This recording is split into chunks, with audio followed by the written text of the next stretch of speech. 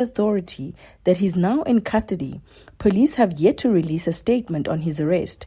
Jabulile Mbata, Eyewitness News. Following President Cyril Ramaphosa's defiant address to the country, the DA says his decision to take the impeachment panel report on review must not be used to delay the work of Parliament. Ramaphosa made the announcement last night as Parliament is preparing to set up an impeachment committee to probe that report compiled by jurists led by former Constitutional Court Judge Sandile Ngcobo in 2022.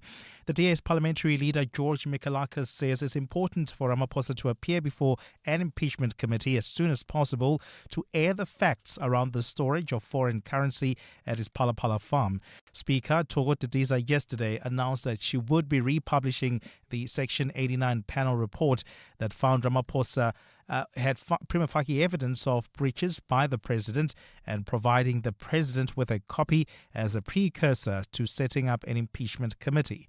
But the president says that the report contains grave flaws. Lindsay Dentlinker reports. The DA's stance towards a presidential impeachment inquiry is being closely watched, as it has the power to stop the ANC this time around from protecting the president should an impeachment inquiry recommend his removal.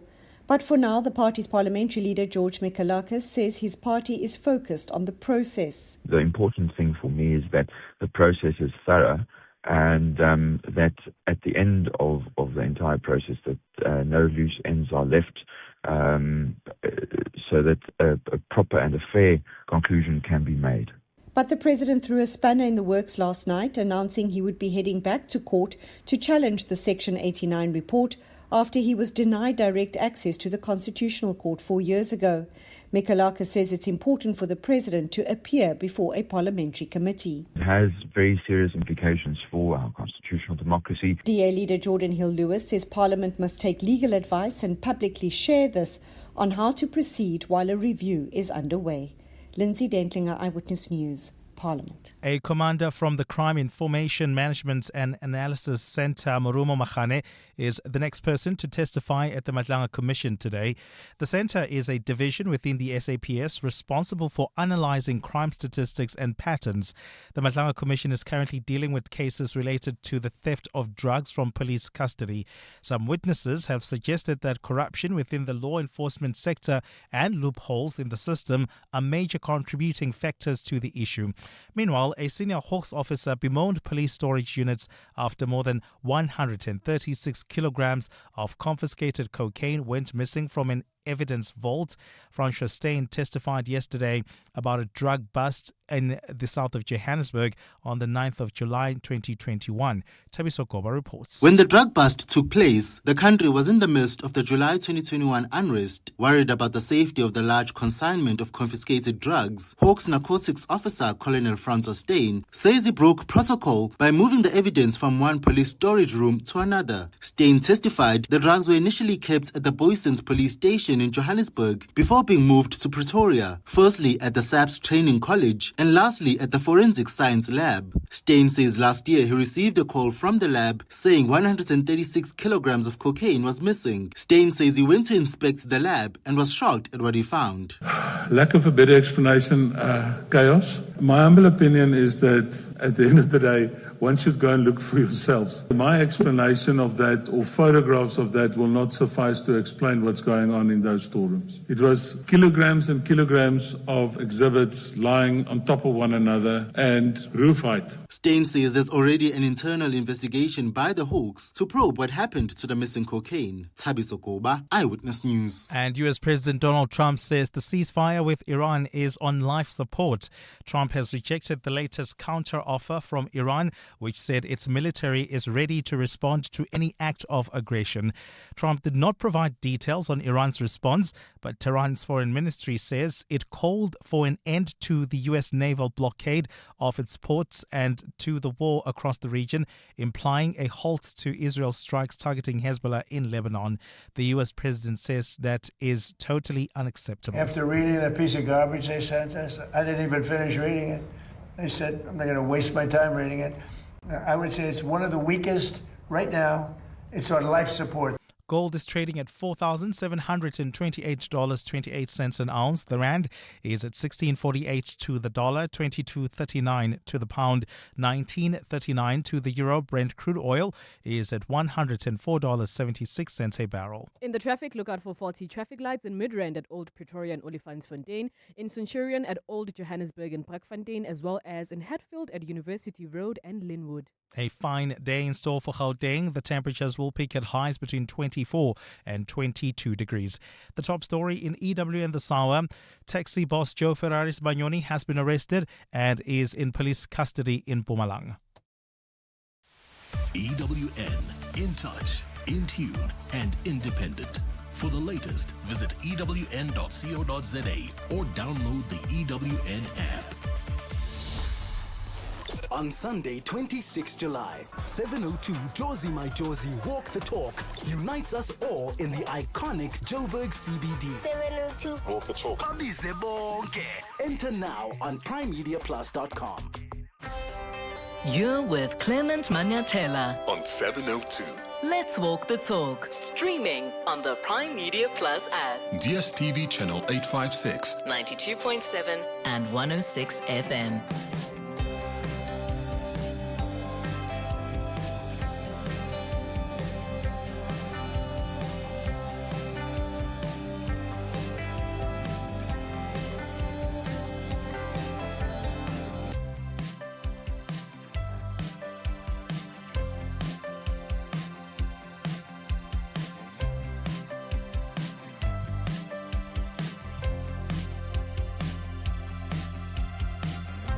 Minutes after 9 o'clock. Dumelang, Sanbonani, Goeiemorgen, bonjour. Welcome to the Clement Manyathela Show. Thank you for joining us here on 702.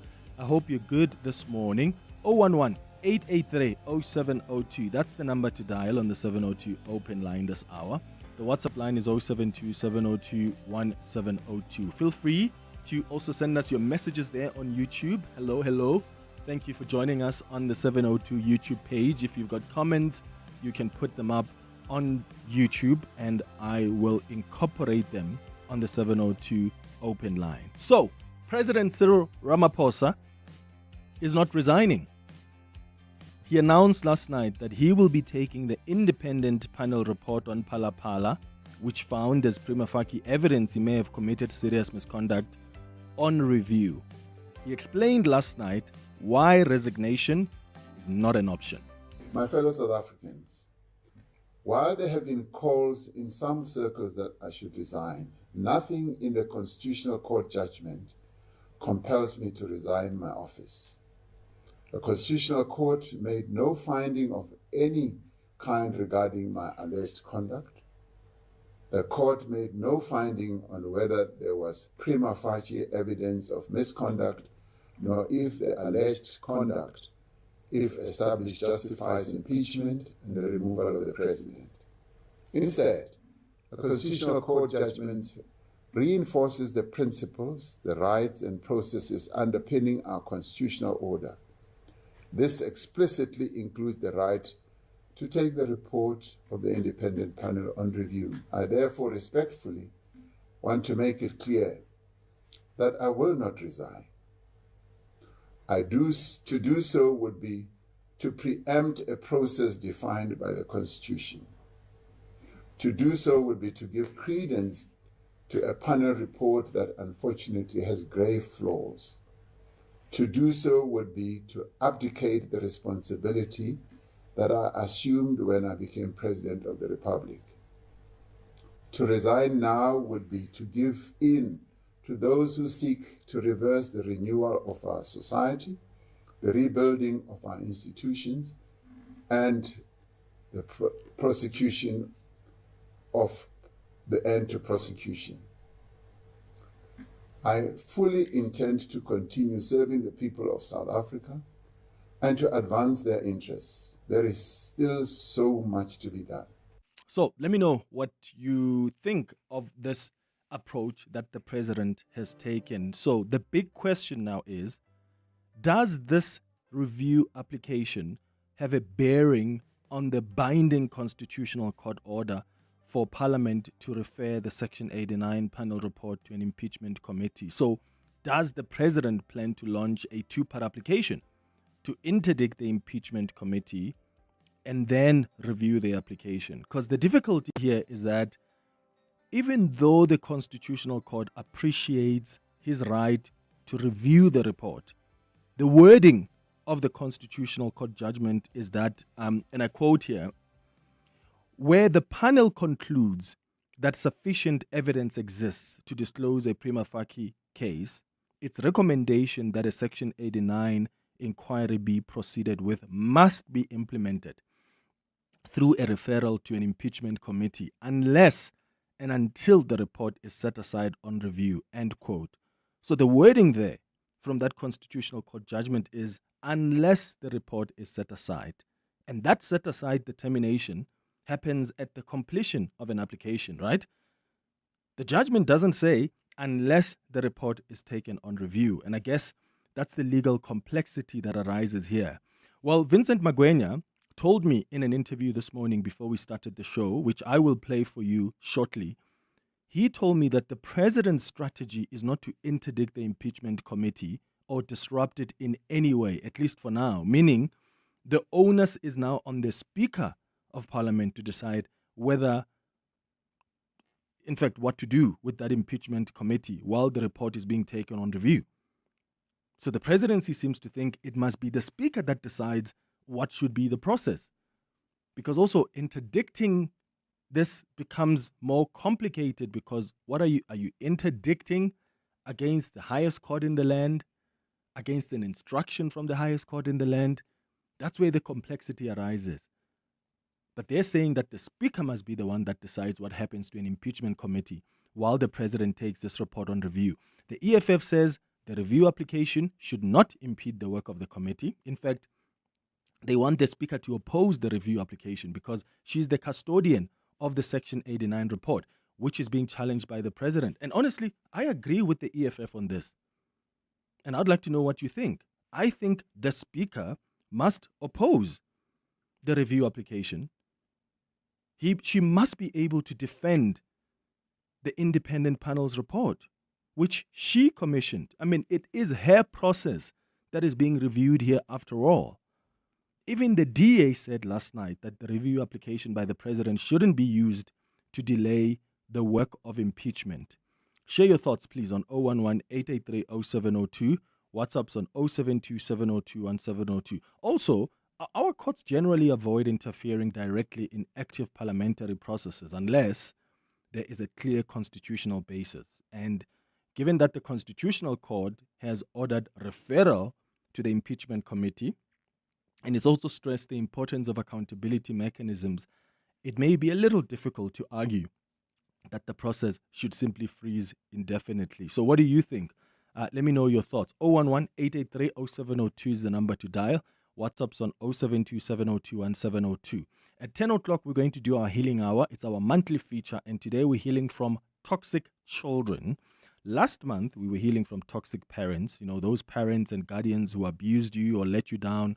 And some of you contacted us and said, let's also dedicate time to heal from children who have let the parents down or even their siblings down. So today on the Healing Hour, we're healing from those deep emotional wounds caused by children who abused you or who let you down. What is it that happened with your children? Were you left disappointed? Were you left betrayed? And how have you navigated healing from that? That's our conversation at 10 o'clock on our Healing Hour. And then at 11 o'clock, we're going to do our World of Work feature. Today, we'll be discussing navigating flexible work in this modern day labor space. We recently marked Workers' Day here in South Africa on the 1st of May, and it's a day historically rooted in the struggle for worker rights, for fair wages, or decent conditions of employment. But as the country commemorated that legacy, a growing question hung over the labor landscape. Does the current framework of worker protection actually reach the millions of South Africans who are working, earning, and who are building their livelihoods outside of the traditional employment model? That's what's coming up at 11 o'clock. And then we wrap up the show at 11:30 when we talk about health and wellness matters. And today we'll be discussing how to manage your skin in colder seasons. That's the show coming up over the next 3 hours. Clement Manyathela, streaming on the Prime Media Plus app. DSTV channel 856, 92.7 and 106 FM. Morning, Clement.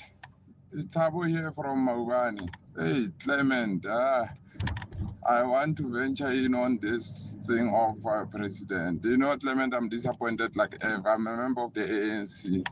I see there is no leadership. The NEC is not, it's absent. We can't, Clement. We passed the era of Zuma. We said Zuma, he give us 40% because of these decisions. NEC member, again, they are doing the very same thing. So they want to take us to 20%. Because it's clear, the president, there's something to answer. So he must step aside and focus on what is coming on his side. So that after that, you can come back. It's the rule that they put as ANC, Clement. But they rally behind a 1%. We see, ANC must die because of 1%. They cannot decide. They are captured. There is no more ANC. ANC is dead because they are captured, all of them. Cyril Ramaphosa is a black Jesus. Thank you.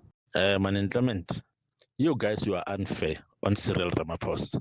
People who say he must resign, what have he done? There is no one who found Cyril Ramaphosa guilty.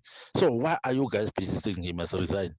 He was investigated by SARS, by a Reserve Bank, by a public protector.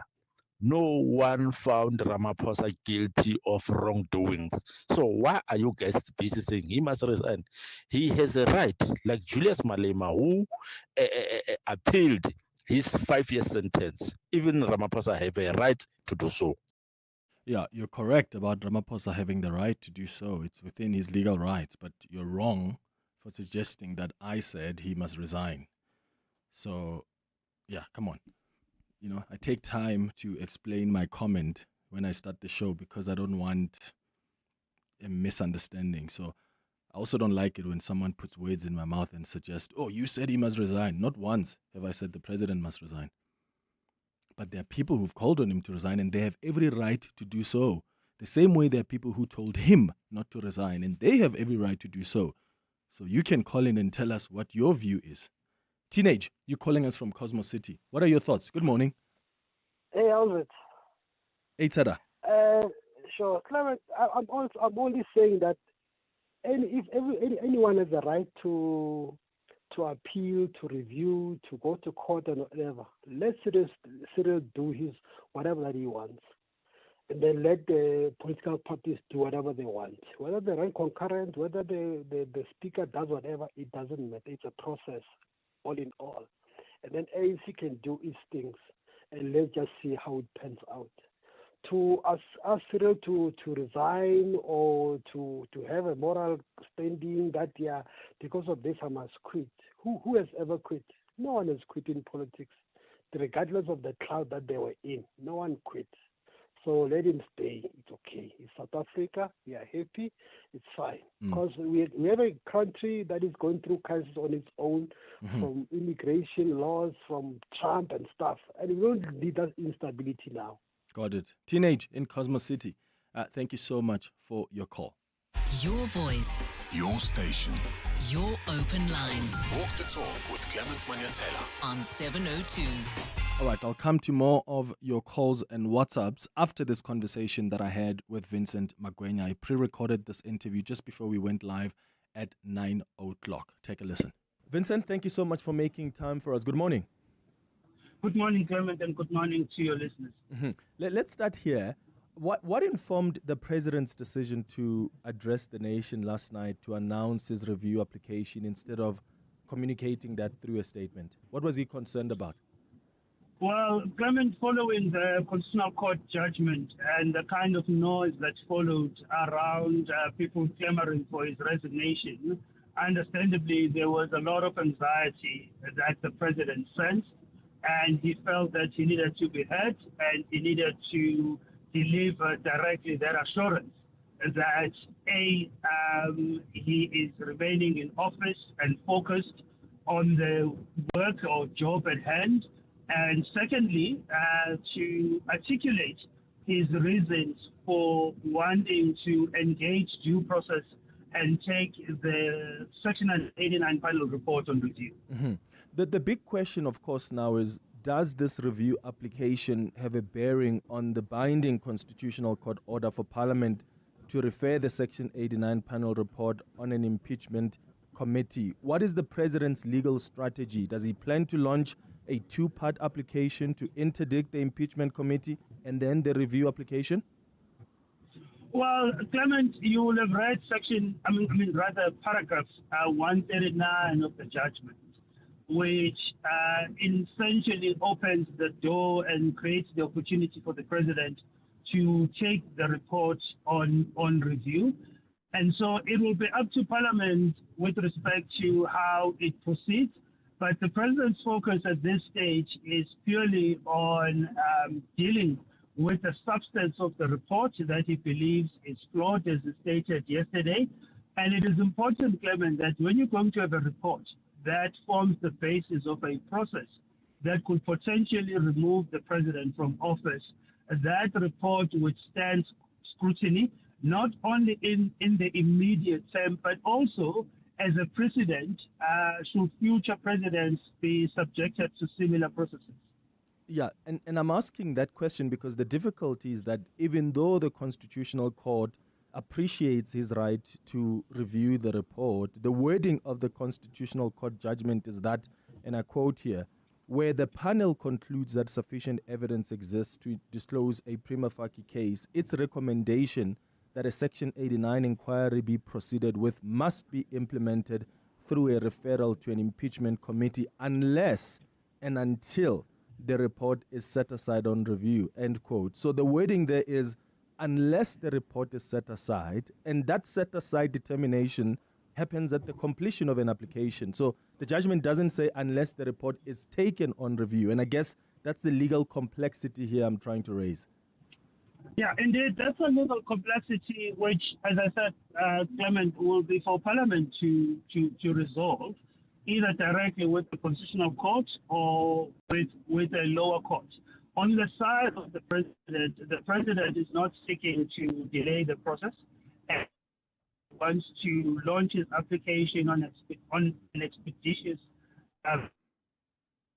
process can be concluded as soon as possible. So it will be the onus of Parliament to seek the clarification. But the President is not seeking to interrupt or disrupt Parliament's process.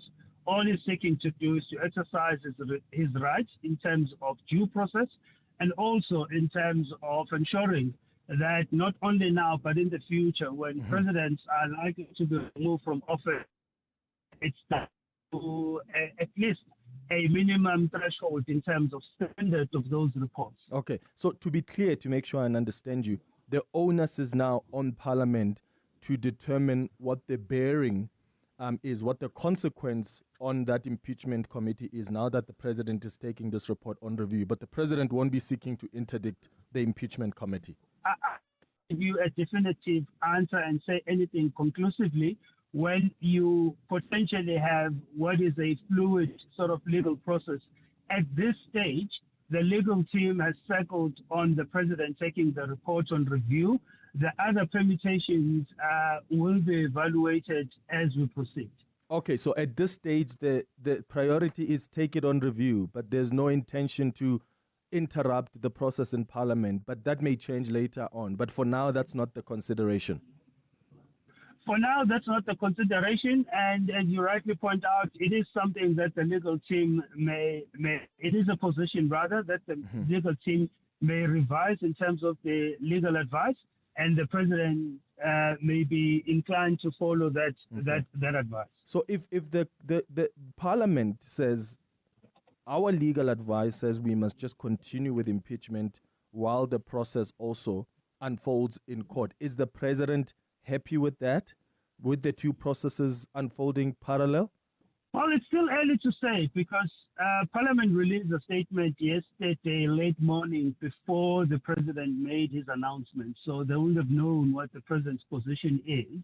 So one has to give Parliament some breathing room to look at the permutation results of the President's decision and then hear what the stance is going to be. So I'll rather not speculate on that one. Okay. The President said last night that he won't resign. He said, and I quote, "I will not resign. To do so would be to give credence to a panel report which has great flaws. It would be to abdicate the responsibility I assumed when I became president." And that would be to give in to those who want to reverse the gains we have made. Why did he then consider resigning in 2022 then? Was he willing then to abdicate the responsibility he assumed when he became president and give in to those who wanted to reverse the gains of government? That so-called consideration to resign is a matter of speculation. It was not in any formal communication coming out of the president or his office for that matter. And so that question does not necessarily arise as a statement of fact, Clement. Okay, so even though Gwede Mantashe confirmed last night that he did want to resign. You know what, Minister Mantashe says a lot of things in the public domain, so I'll leave that to him to qualify. But as the President's spokesperson, I do not recall any formal communication that came through me or directly from the President expressing an intention to resign at the time. So if this impeachment committee continues and it finds that the President committed serious misconduct and recommends impeachment, would the President be okay with parties in the GNU coming together to vote against his impeachment, or would he do the honorable thing and allow for that process to unfold as per the recommendation of the committee? Clement, parliamentarians have a constitutional obligation. They took an oath. They were sworn into office, if you like, through an oath. And so what they will have to do will be to follow their own conscience with respect to their constitutional obligations. The President will not be intimidating or forcing himself upon anybody with respect to the kind of choices and decisions they would like to make regarding the process. He has shown that, Clement, with how he has cooperated with the investigations by the Public Protector, by SARS, by the SAB. He has not placed any undue pressure on any of those state agencies. So he will continue respecting due process, and he will continue conforming as expected with parliamentary and other constitutional processes that must ensue. Okay. Did the President's legal team meet with the Speaker? Were there consultations? No, the President's team did not meet with the Speaker. Okay, thanks for It had no reason to do so. Okay. There are those like the EFF who believe the President is exploiting every legal mechanisms to evade accountability. And the question is, why can't he just let Parliament test the allegations? Because the report doesn't find him guilty of anything. They're just saying, let's open up a parliamentary process that can test the allegations. No, Clement, it's a matter of due process that all of us as citizens deserve and have a right, including the leader of the EFF. He has appealed his sentence after he was convicted. He knows that more than anybody else. Secondly, as I said to you, not only in the immediate term, Clement, even in future, when you're going to have a report that forms the basis of potentially removing the president from office, that report must withstand scrutiny, and that report must, at the very least, meet the minimum threshold in terms of its quality, in terms of, and therefore the president is correct to challenge it through the legal process, and he has said he wants that done fairly quickly, so that we can move on. So you can say this is not an attempt to delay the process, as others will allege. Does the president, though, realize and appreciate how the Parliamentary has unfolded, has still left many questions and suspicions in the eyes of the public? You know, because someone came to buy cattle with millions of rands and didn't collect the cattle, nor did the farm deliver the cattle. Does he appreciate and understand why there are still so many questions among some South Africans? Well, the president appreciates the fact that it is not ideal to have a head of state in a way mired in these kinds of processes that we're seeing and in these types of issues that he does appreciate, which talks to the manner in which he has been cooperative and helpful to various state agencies that have investigated the matter to get to the bottom of the issue.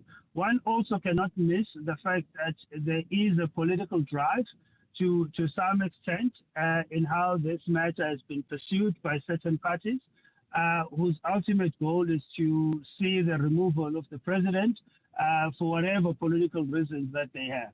Okay, so the last time, and my last question, the last time I had the president on the show, one of the questions I asked was whether the money has been paid back to the Sudanese businessman, because the man said he wants a refund because the cattle was never delivered. The president said, yes, the farm is in the process of paying back that money. Are you willing to confirm this morning if that money has been paid back? That was 2 years ago.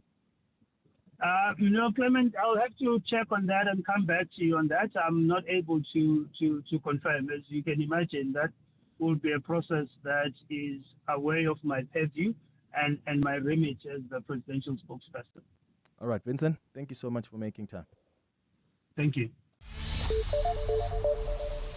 Give me a call or send me a WhatsApp voice note and tell me what you think of what you've heard from Vincent Magwenya, clarifying further this action by President Cyril Ramaphosa. Time for the latest in Eyewitness News headlines now. So good morning. Thanks, Clement. Good morning. Taxi boss Joe Ferrari Sbanyoni has been arrested and is in police custody in Mpumalanga. Sbanyoni is a businessman who is said to be linked to alleged underworld figure Vusmuzi Cat Matlala. The special task force took him to the Middleburg police station this morning. While police are yet to indicate reasons behind his arrest, EWN understands the charges include that of extortion. While the ANC will continue crisis talks today to help President Cyril Ramaphosa save face amid an impending impeachment inquiry, the DA says there's no ambiguity as to where it stands on the matter. Ramaphosa announced last night that he would be taking a report which would form the basis of an impeachment inquiry on legal review. While ANC members are said to have already tried to lobby DA leader Jordan Hill-Lewis over the weekend to protect Ramaphosa, the DA's George Mikalakis in Parliament says that they won't move from their position on accountability. And Britain's cabinet is expected to meet formally this morning amid splits at the top of government over the future of Prime Minister Keir Starmer. This comes as Home Secretary Shabana Mahmood and a number of ministers are calling for Starmer to set out a timetable for his resignation. It's understood Mahmood is in the minority in the cabinet over whether the Prime Minister should set out a timetable. And those are the headlines. This EWN and more at 10 or as it happens. EWN Traffic. If you are still on the road at this hour, traffic conditions have eased up a bit in most parts of Johannesburg, except for the M1 North and Boysens is still moving slow. This is as you head towards the Crown interchange. Over in Waterkloof, please be aware of roadworks on the N1 South just after Gasfontein Road, with the right lane being affected. Also look out for faulty traffic lights in Marlborough at Marlborough and Southway, in four ways at Winnie Mandela and Monte Casino, as well as in Kyalami at the R55 and Kenilworth. Traffic lights are also out in the capital city, in Centurion at Old Johannesburg and Parkfontein, in Pretoria CBD at Lillian Goy and Francis Bard, as well as in Pretoria North at Paul Kruger and Link. I have more updates at the top of the hour. There's more EWN on air, online, and on the EWN app.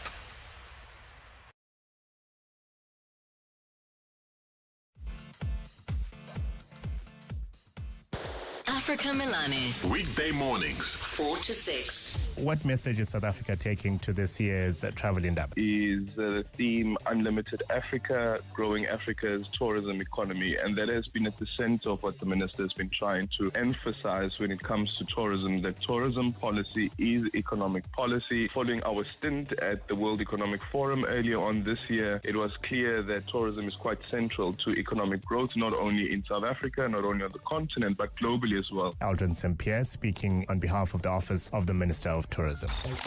Africa Milani. 4 to 6 on 702. Leadership takes many forms. Sometimes it's making the critical call, sometimes it's teaching, guiding, mentoring, and sometimes it's simply being there, fully present when someone needs it most. This International Nurses Day, Mediclinic recognizes the nurses who lead with care, the nurses who guide patients through uncertainty, support families through difficult moments, and uplift the teams around them every single day. As many experienced nurses across South Africa approach retirement, leadership in nursing has become more important than ever, because the future of healthcare depends not only on the care nurses provide today, but on the inspiration, mentorship, and example they pass on to tomorrow's nurses. Mediclinic thanks all nurses for leading with care and helping shape the future of healthcare. Mediclinic, expertise you can trust. Bafana have made it to the world stage, and 10Bet is their proud official betting partner. You can back them in every game with the best odds at 10Bet. Believe in our boys and they will show up. Back them on 10Bet. Bet now at 10bet.co.za. 10Bet is a licensed betting operator and supports responsible gambling. No persons under the age of 18 shall be permitted to bet. Betting can be addictive. Winners know when to stop. South African Responsible Gambling Foundation toll-free counseling line 0800 006 008 or WhatsApp help to 076 675 0710. Joburg winter is creeping in. The mornings are colder, the scarves are back, and suddenly getting out of bed feels like an extreme sport. So why not follow the sun? Swap the chill for warm Durban beaches, island time in Mauritius, turquoise waters in Zanzibar, or even a European summer with a vibe. Wherever the sunshine is calling, Flight Centre will help you get there. Visit your nearest Flight Centre store or flightcentre.co.za to start planning. Flight Centre, your centre for travel. In a world that is continuously evolving, Africa is adapting, innovating, and finding new pathways for growth. R&B Africa Focus is back for its 5th season to unpack the conversations shaping the continent right now. Every week on 702, award-winning journalist Crystal Odison takes a closer look at influential economies and emerging opportunities across Africa with insights from R&B experts and regional voices. Catch R&B Africa Focus Thursdays on 702 Breakfast with Bongani Bingwa. Make sure you watch the in-depth video series with episodes released weekly on Prime Media Plus. RMB, a leading African corporate and investment bank. 702. The Clement Manyathela Show. Let's walk the talk. 20 minutes before 10 o'clock, this is the 702 open line on 011-883-0702. That's the number to dial to join the conversation. The WhatsApp's on 072-702-1702. You've heard what Vincent Magwenya, who speaks on behalf of the president, said in our interview, which I played to you before the headlines. The most important thing really to remember from that conversation is that the president's legal strategy is not to interdict and review the application, because that seemed to really be the suspicion of many people that, well, he's going to do a 2-part application in court. Well, Vincent Magwenya says for now, the legal strategy is not to interrupt in the work of the impeachment committee, but the president is only focused on reviewing the application. So he says the president wants the Speaker of Parliament to be the one that determines what happens now. So does the Speaker of Parliament then go to the lower courts or back to the Constitutional Court to seek clarity on what do I do now while this man takes the report on review?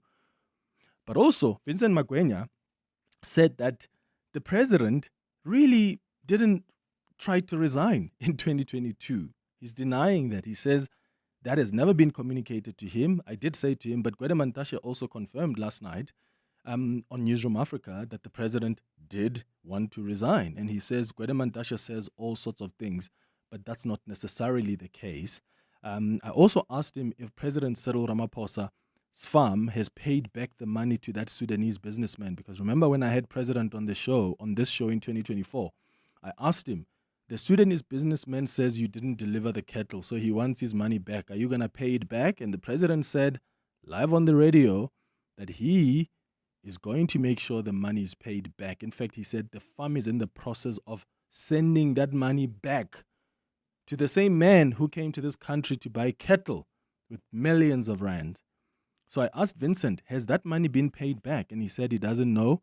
He has to go make sure. So what we'll do is I'll actually send him a message today to say, please, can he use today to maybe figure out whether the payment has been made? Because that's simple, right? You just ask the president, and the president can check with the farm manager. And hopefully tomorrow we can have a better answer for you as to whether that $580 has been returned to this Sudanese businessman.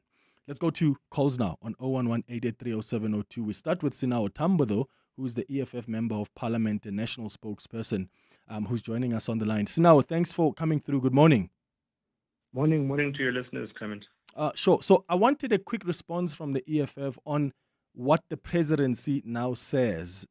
There seems to be a different legal strategy to what many people expected. Vincent Magwenya says the president doesn't plan to interdict this impeachment committee for now. What they want to do is just to go take it on review, and it must be the Speaker of Parliament that decides what happens in the interim while the president takes the matter to court. What are you then going to do as the EFF? Look, I'm quite surprised, as much as many of your listeners and yourself might be, that the president won't be interdicting the process that has been referred to by the Constitutional Court. That means that this entire process is going to continue uninterrupted, because if you read paragraph 139 of Justice Mandisa Maya's Constitutional Court ruling, it says specifically that unless and until the Phala independent panel report established by Chief Justice Sandile was taken on review and set aside, then the process must continue. So I'm quite surprised by that as well. But look, we expect the process to move smoothly. We expect the Speaker to exercise her legislative authority without any bias or with impartiality, without any influence, because we saw yesterday morning that there were reports that she met with the legal counsel of the president in the form of... Yeah, and I did ask Vincent about it. He denied it. He says that didn't happen. I think Vincent is not in the loop. And I said this to a couple of senior ANC members yesterday. I think that the president of the Republic of South Africa is not being forthcoming with them, because there's also reports that the $580,000 is not the cumulative amount of the money that was stolen. There's reports from News 24, if you should have seen them, Clement, that it's about 15 million, not 10 million rand. So there's a lot that I think not only the presidency is not aware of, but the African National Congress as well. And this impeachment process is going to expose a lot of those things. Mm-hmm. All right. So now, Tambo, thank you so much. I just wanted to get a sense of what the position of the EFF is now that the president is not planning to interdict this process. I really appreciate your time. Let's go to Thompson now, who's calling us from Midrand. Thompson, what are your thoughts? Good morning. Good morning, Clement. How are you? I'm all right, man. Go ahead. I'm good, man. Yeah, Clement, this is where we are now in this episode. You know, I said this in 2022. I was one of those people who said, you know, when the ANC actually voted not to adopt the Section 89 panel, they were just kicking the can down the road, because this matter is not going to go anywhere.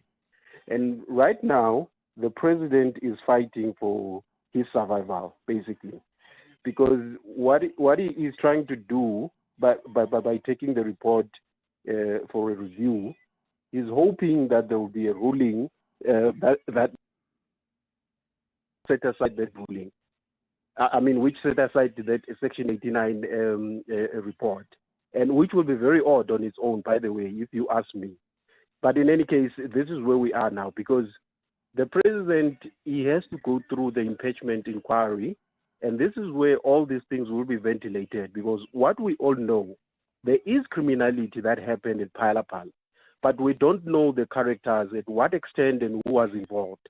Now, we know that the president, in the manner in which he handled this matter as a president, and he did not uphold his oath of office. Now, subjecting himself, obviously, into the impeachment committee will ventilate all these issues, and then the public will get to know exactly what is it that the president did and did not do. Mm-hmm. Got you. Thompson in Midrand, thank you for your thoughts. Let's go to your WhatsApps. Good morning, Clement. On the interview you've just had with the president's spokesperson, I think he's at pains to say the president didn't attempt to resign in 2022. You actually interviewed his best friend, Mr. Motlatsi, and he confirmed that he was just about to resign. So about yesterday's president's talk to the nation. I find it interesting that back in 2022, the president didn't take the route of legal review, knowing that there is a majority in parliament. Now that the GNU, especially DA, has spoken out that it has no intention to save the president, now we hear of the legal review. It's just my opinion. Thanks, Tim. Morning, Clement. David here. Yeah, everybody got a right to appeal and to exhaust their legal rights. Everyone, Zuma for the past 20 years, Malima is just appealed. So what makes Ramaphosa special? Or not special, if I can put it like that, where he just have to resign, like because everybody is saying so. So if he feels that he doesn't want to resign, then good for him. He knows what he have in his sleeves. He knows that he can withstand whatever that people are trying to think for him instead for himself. So why don't you just let the man go face whatever he face, whether it is brutal or not. He is ready for that. So I don't understand the rush for him to resign or whatsoever. Zuma went for 2 years after the Nkandla scandal. So yeah, double standards, I guess. It's 12 minutes now before 10 o'clock. More of your calls and WhatsApps after the break. 702 Breakfast with Bongani Bingwa. My show is about getting you informed by the time you get to the office, your place of business, or wherever you need to go. Hopefully, you have a fairly good idea what's happening in Johannesburg, in Gauteng, and around the world. We want you to be part of those water cooler conversations, and you will be part of those conversations because you'll be a better informed citizen. What I liked about the 702 family and 702 land is the ecosystem that we have built, the community. It's all about connection because we may be different, but ultimately the people you talk to and the people you hear are facing issues just like you. 702 Breakfast with Bongani Bingwa. Weekdays from 6 to 9 a.m. Africa's Travel Indaba is happening from the 12th to the 14th of May at the Durban Exhibition Centre. Look out for the Resurgence Conference Durban activation and learn about the July conference, which is focused on unlocking investment and connecting businesses to opportunities. Hosted in partnership with USA partners, Resurgence is where innovation, tourism and growth meet. Visit stand DEC 1H41. That's DEC 1H41. This message is brought to you by eThekwini Municipality. Tabo's got 6 buckies running around fixing pipes, chasing invoices from Sentin to Soweto. They don't rest. But when one gets messed up in traffic, yo! That's not a scratch, my guy. No bucky, no money. But with Budget's affordable business insurance, Tabo's fleet is sorted. So when expensive days happen, his hustle keeps rolling. Visit budgetinsurance.co.za for a business insurance quote today. Budget is a licensed non-life insurer and FSP. T's and C's online. The world is moving fast. Consumer mindsets and preferences are changing in real time. AI is creating new rules and timelines are shorter than ever. At Plus 94 Research, we help leaders reduce uncertainty. We deliver authentic, real-time data grounded in proven methodologies and powered by relevant, cutting-edge technology. So when decisions can't wait, you move forward with clarity, confidence, and impact. Plus 94 Research, the science of decision-making. Not every change feels like a choice. Some arrive as disruption. Shift Happens with Richard Sutton is a podcast about those moments where life moves first and you have to catch up. And now you can catch it all. Shift Happens with Richard Sutton. Coming soon on PrimeMediaPlus.com, the Prime Media Plus app, Spotify and Apple Podcasts. Powered by First Light. Therapeutics for the modern mind. Your voice. Your station. Your open line. Walk the talk with Clement Manyathela on 702. 9 minutes before 10 o'clock. Let's continue with your calls on 011-883-0702. WhatsApp's on 072-702-1702. What do you make of President Cyril Ramaphosa's strategy not to interdict the impeachment committee for now, while he takes this matter on review. Well, the presidency spokesperson confirmed this in the interview I played in the last half hour, and he says the strategy now is just to take the matter on review, and it must be Parliament now that decides what happens now. Someone in Parliament was actually reminding me, sent me a message saying that, the National Assembly previously acted cautiously, especially on the Hlophe matter, by delaying its impeachment process pending the court outcome without interdict. But this is obviously different because it's politically charged. And the issue here is, and in fact, this person says, if my memory serves me well, that process of impeachment was halted until the process was done. But the general rule of thumb is that Parliament's work must continue regardless of court processes unless interdicted. So then, if the president doesn't interdict this process, then Parliament then continues with the work. And otherwise, the Speaker of Parliament maybe goes to the lower court or the Constitutional Court to seek clarity on what to do in the interim, because there could be a legal complexity here where the president succeeds in his legal review of this independent panel's report, and then he's already impeached by the time he is successful with his legal review application. Then what happens there? So it's going to be interesting to watch how the speaker is going to be responding to this. On Twitter, Makeba says, Clement, the presidency is essentially doing two things simultaneously, taking the Section 89 report on judicial review, but deliberately not interdicting the impeachment committee while doing so. On the surface, that sounds cooperative and constitutionally respectful. But look closer. The legal review could take up to a year, but the process could run in parallel with an impeachment committee sitting. Crucially, though, a review could allow the ANC to cry sub judice, arguing that questions about Ramaphosa's conduct should be discussed only once the matter is concluded in court. And maybe that's exactly what the ANC NEC is going to discuss today, because their meeting, there's an urgent NEC meeting today to discuss what the holistic approach of the ANC is going to be on this matter. Let's go back to your WhatsApps. Morning, Clement. I think the president is way ahead of all of us with law. So let him sit in Parliament until 2029. There's nothing wrong the president did. Thank you. I think for a president not resigning, it's a good thing to say he wants to show accountability and he will subject himself for impeachment, which is what I think everybody must be happy of, because he will be there, he will be asked, he will put everything out there, they will investigate. If he resigns, the chapter will be closed, they'll never know what's happening. He's there to clear himself. Can't they afford him a chance to clear himself then? Hi, Clement. I'm very, very happy that the parliamentary process is moving full steams ahead, the impeachment process. Full steams ahead. Yes, down to the wire. He's going to answer.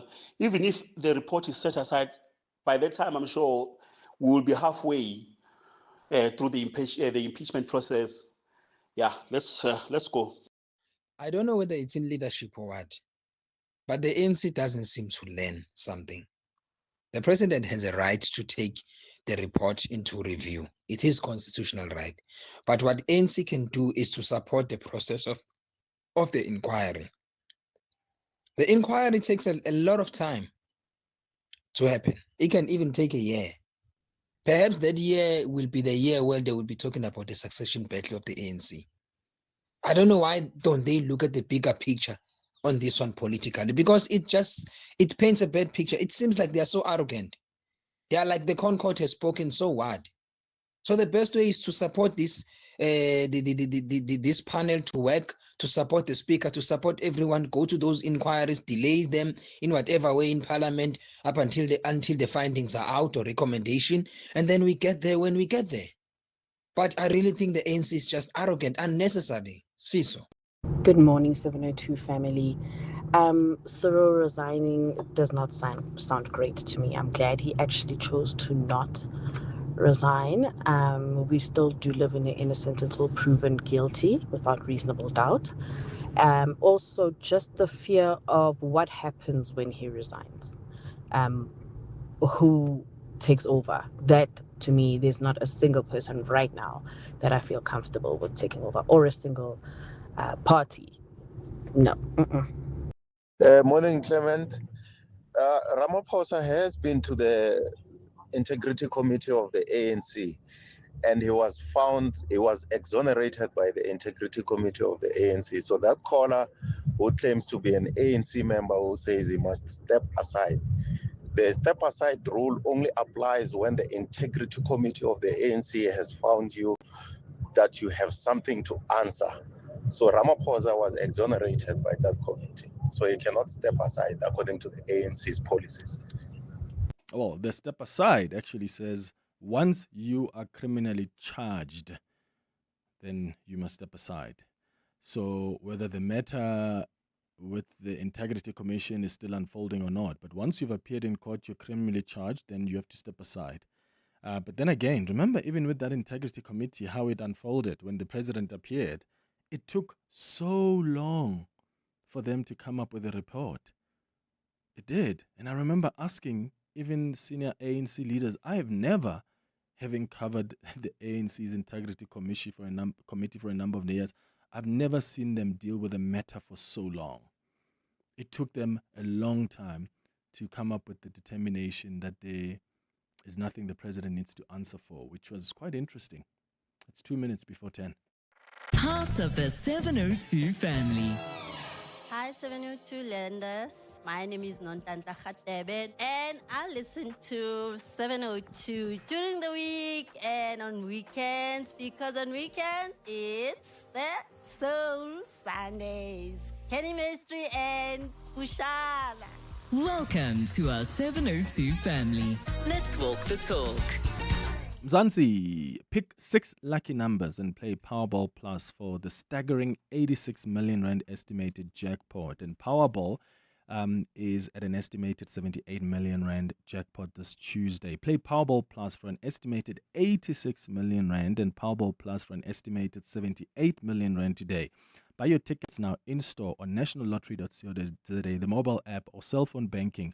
Panda Push-Up Play. Players must be 18 years or older. Play responsibly. Ituba is the proud operator of the National Lottery. To you, it's a bee. To your dog, it's a yummy flying jelly bean. But it could also end up being an expensive vet bill. Get peace of mind with Outsurance Pet Insurance from only 65 Rand a month. You get claims paid in 1 day, a fixed excess, choose your own vet, and you could get a cash out bonus. SMS quote to 45149. That's quote to 45149. Licensed insurer and FSP. TCs and information online. Ah, shame. Do you have a sore throat? The Andalex range of lozenges offers 2 options. At the first signs of an irritated, scratchy throat, use Andalex lozenges for dual-action, soothing relief. But for a painful, inflamed throat, use Andalex C lozenges for triple-action, pain relief. Andalex, SA's #1 choice for a sore mouth and throat. Andalex lozenges are available at all leading pharmacies and supermarkets. Just Andalex it. All roads lead to the East Coast as thousands gather in the metropolitan jewel of KZN Durban for Africa's Travel Indaba 2026. And today, from 1 p.m., 702 afternoons with Relebogile Mabotja will be live from the Durban ICC with Durban Tourism. From stimulating the local economy to further positioning Durban as a top destination, we're bringing you all the news and views in the business of travel and tourism. So catch 702 afternoons with Relebogile Mabotja live from Africa's Travel Indaba 2026 with Durban Tourism on 702. This is EWN. Good morning, I'm Sfiso Zulu. Taxi boss Joe Ferrari Sbagnoni has been arrested and is in police custody in Mpumalanga. Sbagnoni is a businessman who is said to be linked to alleged underworld figure Vusmuzi Cat Matlala. The Special Task Force took him to the Middleburg police station this morning. While police are yet to indicate reasons behind his arrest, EWN understands the charges relate to extortion. Jabuli Lembata reports. Taxi boss Joe Ferrari Sbagnoni has been implicated at the Madlanga Commission. However, EWN understands that the arrest is not related to matters that arose from the inquiry. His name came up several times during the testimony of Sergeant Faninkosi, who is currently behind bars and faces multiple charges, including unlawful possession of explosives. During an investigation into corrupt tenders, Nkosi alleged that suspended Tshwane Chief Financial Officer Gareth Mnisi knew Sbagnoni well. Meanwhile, EWN has it on good authority that he's now in custody. Police have yet to release a statement on his arrest. Jabuli Lembata, Eyewitness News. While the ANC will continue crisis talks today to help President Cyril Ramaphosa save face amid an impending impeachment inquiry, the DA says there's no ambiguity as to where it stands on the matter. Ramaphosa announced last night that he would be taking a report which would form the basis of an impeachment inquiry on legal review. While ANC members are said to have already tried to lobby DA leader Jordan Hill-Lewis over the weekend to protect Ramaphosa, the DA's George Mikalakis says they won't move from their position on accountability. The Constitutional Court directed Parliament on Friday to immediately begin an impeachment process against Ramaphosa unless the panel report is set aside on review. It says it was irrational for the House to have blocked an inquiry in 2022 when an independent panel led by the former Chief Justice Sandile Ngcobo suggested Ramaphosa may have breached the law in connection with US dollars hidden and subsequently stolen from his Phala Phala farm. It's no question where we would stand if there's a finding of guilt against the president. If the ANC shared those values that the Constitution needs to be upheld, they would respect that position and they would seriously considering taking a similar position. Mikalakis, who until Friday had been serving as the party's chief whip, says he does not expect his party's views on an impeachment hearing to impact cordial relations enjoyed with the ANC in Parliament. The DA will not, for the sake of just maintaining a relationship, forego our principles. It's very important that every single citizen of this country gets treated fairly and in the same way, and the president's no exception. The prosecution in the case against Bafana Maungela, accused of killing Joburg teacher Kirsten Clates, has begun a process to get him to admit to certain facts related to the case. Maungela faces charges including the alleged murder, attempted rape and robbery of the Delta Park school teacher in 2023. He's expected to make formal admissions to certain parts of the state's case against him when he appears in the Johannesburg High Court for the murder trial today, following nearly 3 years of delays. Dimakato Leshuro reports. The prosecution's team, led by Advocate Siyabonga Fuchana, has informed the court that it has begun a Section 220 admissions process relating to the chain of evidence. Section 220 of the Criminal Procedure Act allows an accused person or their legal representative to formally admit certain facts in a criminal case. Once those facts are admitted, the state does not have to lead evidence to prove them. The 23-year-old has also been forced to change legal representation after his family told the court last week they could no longer afford a private lawyer. He has since opted for legal aid, a development that could affect the start of the trial. Dimakato Leshoro, Eyewitness News. And UK Prime Minister Keir Starmer is gearing up to face his cabinet soon as he fights to stay in his position. Starmer is on the brink. His party is in open revolt and his own cabinet is split on whether he should go. Home Secretary Shabana Mahmood has joined other ministers calling for Starmer to set out a timetable of when he'll go. At least 72 Labour MPs have now urged him to resign immediately or draw up a timetable. Last night, 6 ministerial aides, the lowest rung of government, quit. Pressure has been building on the Prime Minister after Labour's poor performance in the recent local elections, but he's vowed to prove doubters wrong and says he won't walk away. I know that people are frustrated by the state of Britain, frustrated by politics, and some people frustrated with me. I know I have my doubters, and I know I need to prove them wrong, and I will. Gold is trading at $4,728.28 an ounce. The rand is at 16.48 to the dollar, 22.39 to the pound, 19.39 to the euro. Brent crude oil is at $104.76 a barrel. In the traffic in Germiston, expect heavy delays on the N3 North approaching the Galdenes interchange due to roadworks, and look out for faulty traffic lights in Edenvale at the N3 and Modderfontein. A fine day expected in store for Gauteng today. The temperatures will peak at highs between 22 and 24 degrees. The top story in EWN this hour: taxi boss Joe Ferrari Sibanyoni has been arrested and is in police custody in Mpumalanga. EWN, in touch, in tune, and independent. For the latest, visit ewn.co.za or download the EWN app. Visit primemediaplus.com to enter 702 Josie My Josie Walk the Talk. Hosted by the City of Johannesburg. Walk with the people, for our Josie. For Joburg, by Joburg, in Joburg. Bamise bonke. You're with Clement Manyathela on 702. Let's Walk the Talk, streaming on the Prime Media Plus app. DSTV channel 856, 92.7 and 106 FM.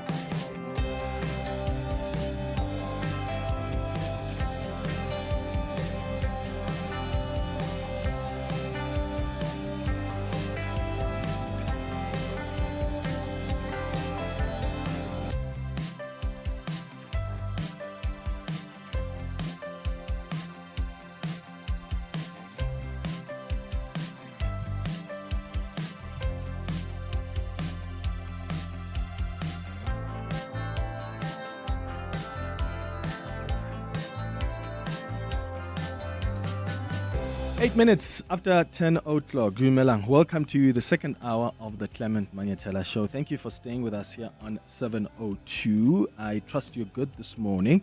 Remember, at 11 o'clock, we're going to do our World of Work feature. And I want us to have a conversation about people who do flexible work. Are you a freelancer? Are you like someone who is on a fixed contract? How do you think the labor laws accommodates your flexible work?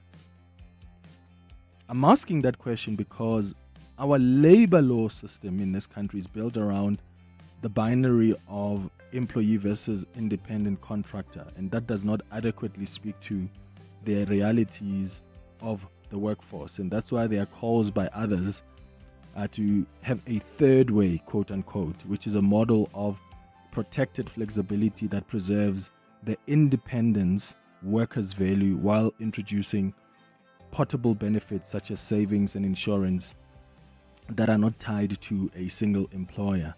So this is really a conversation about how South Africa can shape a labor model that is fit for the future. So if you are part of the gig economy, you're driving maybe for a ride-hailing app, you're doing deliveries, or you're earning through a digital platform, do you feel protected under South Africa's current labor laws, or do you feel left out of the system? So that's a conversation we're going to have at 11 o'clock. And then 11:30 on our health and wellness feature, we'll be discussing how to manage your skin in colder temperatures. But right now, we start with the Healing Hour. 702 Healing Hour.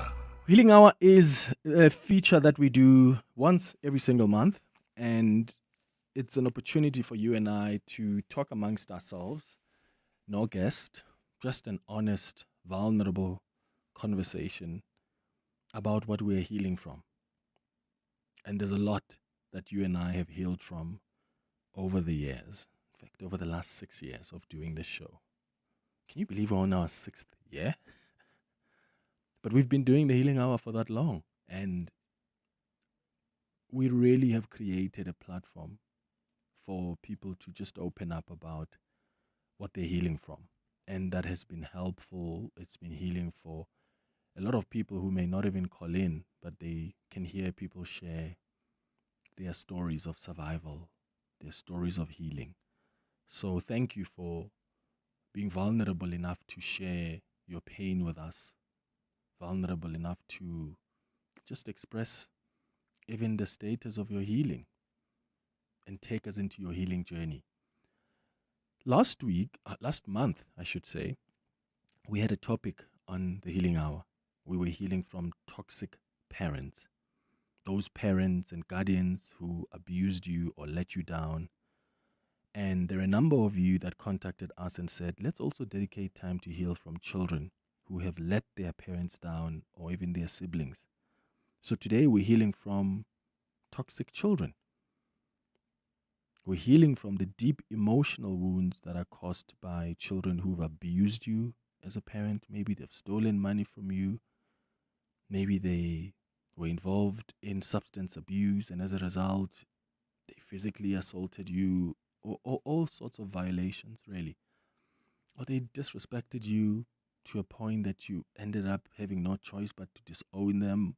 Whatever the case is with you, have you been disappointed by your children, and how have you healed from that? Have you fixed things with them?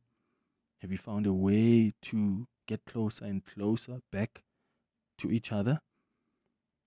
What happened with your children that really affected your relationship with them going forward? I'd like you to give us a call on 011-883-0702 to share your story with us. Alternatively, you can send us a WhatsApp on 072-702-1702. We're healing this morning from the deep emotional pain of being hurt, of being disappointed, or emotionally wounded by our children. I mean, there's a unique kind of heartbreak that comes when the people you carried, the people you protected and sacrificed for and loved unconditionally become the very source of your grief, right? Whether it's from toxic behavior such as manipulation, disrespect, or even entitlement, or creating constant conflict, or maybe you feel let down by their rejection. Maybe it's the children who have simply rejected you, haven't even invited you to their wedding, and you feel let down by them. And now you are estranged from them. Or maybe because of addiction, or they were dishonest, or maybe they made life choices that you don't necessarily agree with. The pain of feeling let down by your child can cut deeper than many people realize. I mean, parents are often taught that the love for your children should be limitless, right? Should be patient, should be enduring, no matter the circumstances. But then what happens when that love is met with hurt? What happens when the relationship becomes emotionally draining, toxic, or destructive to your peace and well-being? I mean, many parents carry this pain silently because society rarely gives them permission to speak openly about difficult relationships with their children. There's shame around that. There's guilt, there's judgment, and people are fearful of being labeled as a bad parent. And what's worse is that you've got other parents who blame themselves. They're replaying every decision they made because they're wondering, where did things go wrong? And you've got others who grieve the loss of the relationship that they hoped to have, the future they thought their children would have, while still loving that child. And for some, that pain comes from adult children who have become distant, entitled, abusive, or emotionally unavailable. So how have you dealt with that? How have you healed from that pain, from that disappointment, from that hurt that has come as a result of your children? How are you healing from the disappointment or the toxic behavior of your child? Because I believe by acknowledging the emotional reality many parents quietly live with, I think we can begin to create space for honesty and compassion, for healing, and perhaps, and hopefully, possible restoration. Can we talk about that? 011-883-0702 is the number to dial. Send your WhatsApps as well on 072-702-1702. It's 15 minutes after 10. The Midday Report. Weekdays, 12 to 1. What concrete turnaround targets are being put in place? The liquor licensing process itself is fraught with all kinds of issues, both in terms of the speed, but also the procedural inconsistencies in the licensing and renewal processes. And on the other side, you have outlets that should not have been approved for a liquor license because perhaps maybe they are located in close proximity to some other institution, and yet these places have licenses. There has to be a thorough review of that process. Midday Report with Mandy Wiener. 12 to 1 on 702. 702. Zanzi, pick 6 lucky numbers and play Powerball Plus for the staggering 86 million rand estimated jackpot. Can you believe it? And Powerball is estimated at 78 million rand jackpot this Tuesday. Play Powerball Plus for an estimated 86 million rand and Powerball for an estimated 78 million rand today. Buy your tickets now in store on nationallottery.co.za, the mobile app or cell phone banking. Panda Pusha Play. Players must be 18 years or older. Play responsibly. Ituba is the proud operator of the National Lottery. Let's hear from Al, owner of Johnson's Cable, why it pays to switch to Outsurance Business Insurance. I thought it was going to be difficult to switch to Outsurance Business Insurance. Switching was so quick and easy. I'm happy with the premium that I'm paying now. For electrical, tradesman services, and all other businesses, get a quote today and see why it pays to switch to Outsurance Business Insurance. Visit outsurance.co.za or call 08600 60,000 today. Licensed insurer and FSP. TCs and information online. To walk the talk is to turn words into meaningful actions. And it's what we at 702 are committed to doing every day. We are also committed to following the rules set out by the Broadcasting Complaints Commission's Code of Conduct. To give you balanced programming, fair comments, and accurate news. But if we stumble along the way and you feel we are not living up to the code, let us know on comment@702.co.za. And if after that you're still not happy, you can direct your complaint in writing to the Broadcasting Complaints Commission. Email bccsa@nabsa.co.za. For more, visit bccsa.co.za.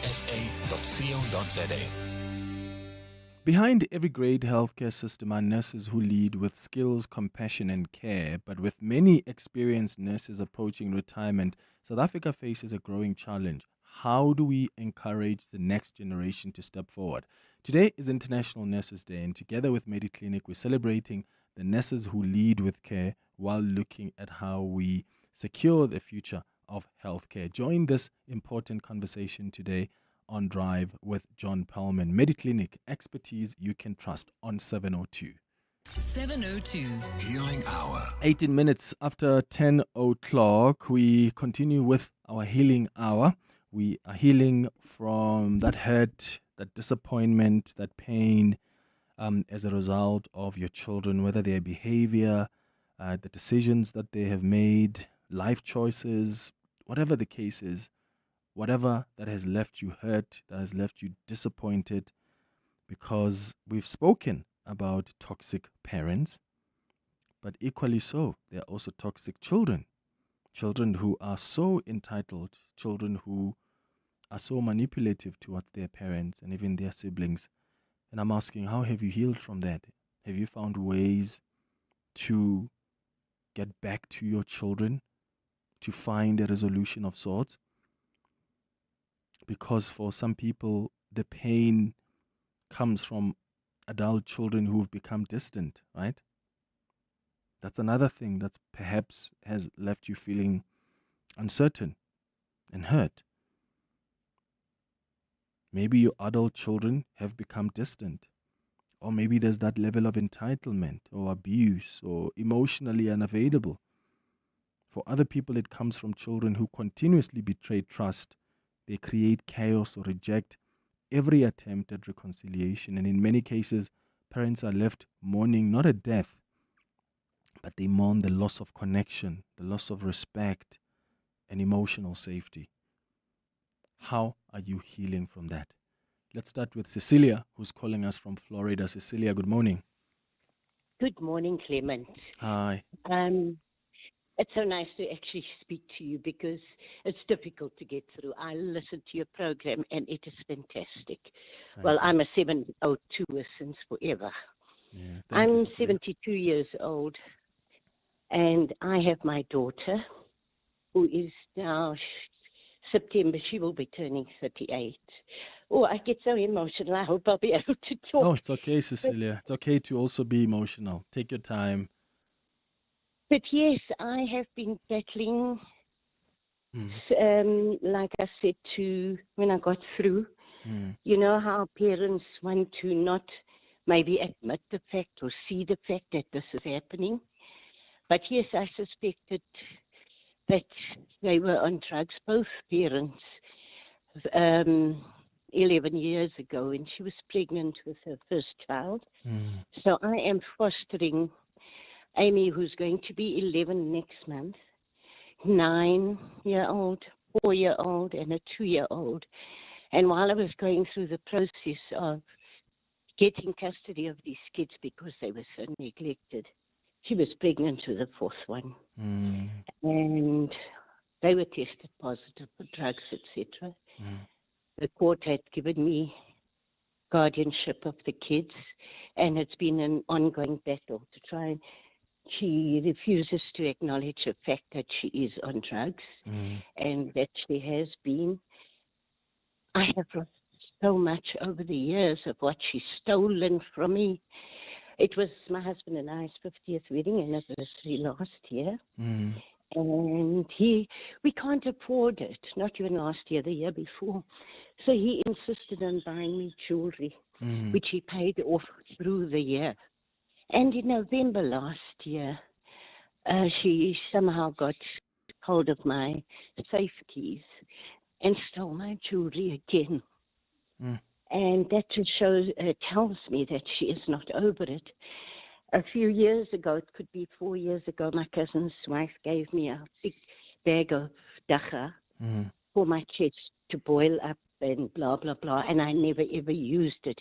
If I needed to go in my safe, which was not very often, I'll just shove it back in there and that. And my first thought was, oh, my God, she must have got on hold of my key. And yes, it was, because then the key got planted where I could find it. And, of course, needless to say, the packet was a quarter of what it was. And I know it can only be her.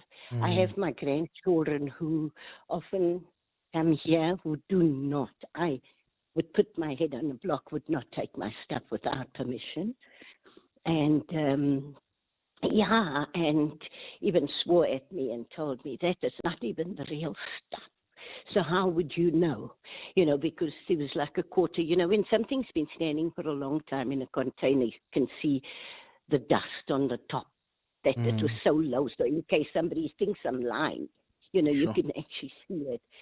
But she's staying here because when her baby got sick 2 years ago, I said, just come and till he's well, and then you please leave, because it's too easy here. As we talk, she's still there. I've got to clean up, cook. Okay, I let her cook now and then and things like that. I'm the one who gets up and takes the kids to school. I stood 10 hours in the queue to get them into a school, because prior to that, the older one was in a sort of semi-private school, and there was no ways we could get them. So for 2 years, I battled with these heavy school fees with them in these semi-private schools. And eventually, last year, I stood at the GDE from 6 in the morning to 4 in the afternoon, and it stormed like hell, and you were just laying around and couldn't care less. So, Cecilia, has she tried rehab, or is the issue that she's never really come out to be transparent about what she's struggling with? No, she's now saying that she's had this toxic childhood where I never loved her, I never cared, This is a child that we have given everything to. We've got 2 daughters. My oldest daughter is going to be 50 next month, so they're quite a big gap. So she was really the one who had the most. Sure. Cecilia, thank you so much for calling us, and I'm sorry to hear about your 30-year-old daughter who has been on drugs, and I can, sense that level of disappointment and hurt, and I hope things can come around for her and for your relationship with her. Thank you for calling us. Let's go to WhatsApps now on 072 702 1702. Gathered my strength from what I've been reading in the Bible, especially the Old Testament. Yes, I have been disrespected by my children. I have been labeled by my children. I have been disregarded by my children. But you know what? It's never wrong to walk away from those children for your own state of mind. Clement, I have chronic diseases because I tried to stomach nonsense from my children and I realized I really had to walk away. Just yesterday, children from outside wished me Mother's Day. None of my own did, and I really care less. Thank you, Clement, for this platform. Sure. Yeah. Thank you so much for sharing your story with us. I really think parents don't take for granted the decision to also just cut relationships with their children. I really don't. I think that's a very difficult thing to do. And also equally so, by the way, with children. I think when a child decides to cut their parent off, then there must be something so fundamentally flawed in that relationship. And I guess what I'm asking you as a parent, given this voice note, is have you taken that drastic step then to walk away from a relationship with your children? There are some parents who've decided, to me, you are no longer alive. You're as good as dead. There's some parents who are just exhausted from trying to rescue the children. You've taken them to rehab. You've brought them back to the home. They still stole from you. They apologized. They came back home and they still destroyed things or stolen from you again. And you're just tired and you've now decided, I cannot do this anymore. I want nothing to do with you. That's a difficult decision to make. But to make that difficult decision, I can only imagine what the parent has dealt with to get at that level. Have you taken that decision to walk away from your children? Are you that parent that hasn't spoken to their children for years now? And are you at peace? How are you feeling about that decision? Has it brought you peace? Because what's the point also of trying to force a relationship with a child who continuously hurts you, continuously disappoints you? On the WhatsApp line, a message says, Hi Clement and the team. I have a 40-year-old daughter who chose to interpret a statement I made to suit her menopausal systems. I once said that I wasted 40 years of my life making reference to my 2 failed marriages of 20 years each. She mistook the 40 years as making reference to her age. I explained to her that I made reference to my 20-year marriage to 2 different women. She still chose to believe what she wanted to believe, albeit that I told her that the statement had nothing to do with her. She has been disrespectful towards me and even called me by my first name. It's been almost a year since she has not spoken to me, and I have decided to reciprocate her energy. Another one says, Clement, hi, I'm 66 years old and I'm terribly hurt by my 43-year-old daughter who has been on substance abuse for many years. She put me out of the house which we purchased together. I took care of her child since birth. She's now 11 years old. I'm living at a different relative's home. She took out a restraining order accusing me falsely. I must go to court on Thursday for her lies. My younger son does not speak to me at all as well. That's a message there from Anonymous. It's 10:30. Let's get the latest in Eyewitness News headlines. When we come back, more of your stories about how you have been hurt by your children and what you have decided to do with that. Have you tried to fix it? Have you tried to just walk away? Have you cut them off? How have you been betrayed, left hurt, and disappointed by your children? Sfiso, good morning. Thanks, Clement. Good morning. EWN has learned that the arrest of taxi boss Joe Ferrari Sibanyoni is not related to evidence presented at the Madlanga Commission. Sibanyoni is said to be linked to alleged underworld figure Vusmuzi Ket Matlala. The businessman was arrested in Mpumalanga today and taken to the Middleburg police station by the Special Task Force. The DA says Parliament must take urgent legal advice on the impact of President Cyril Ramaphosa's decision to challenge a report that would lead to an impeachment inquiry against him. After abandoning a legal challenge against the Section 89 panel report 3 years ago in relation to the theft of foreign currency at his farm, Ramaphosa last night announced that he would be returning to the courts because he believes the report contains grave flaws. And the European Union says it's exploring limiting children's access to social media with possible new rules proposed within months. EU Chief Ursula von der Leyen has tasked an expert panel to report back by July on what steps can be taken to protect children online, including a potential social media ban. The Commission is the EU's digital watchdog and has already launched several probes into the world's biggest online platforms, including TikTok, Facebook, Instagram, over whether they are doing enough to protect children. And those are the headlines. This EWN and more at 11, or as it happens. EWN Traffic. So in the traffic, the roads are currently clear at this hour. There's free-flowing traffic. So in the meantime, you can just look out for those faulty traffic lights in Edenvale at the N3 and Modderfontein, in Marlborough at Marlborough and Southway, in Woodmead at Woodmead Drive and Woodlands, as well as in Midrand at the N1 North and Olifantsfontein. In the capital city, traffic lights are also out in Pretoria North at Paul Kruger and Link, as well as Paul Kruger and Rachel de Beer. You can also look out for faulty traffic lights in Monument Park at the R21 and Solomon Mahlangu Drive. Likewise, if you come across any other traffic, you can send us a voice note on 072 702 1702. There's more EWN on air, online, and on the EWN app.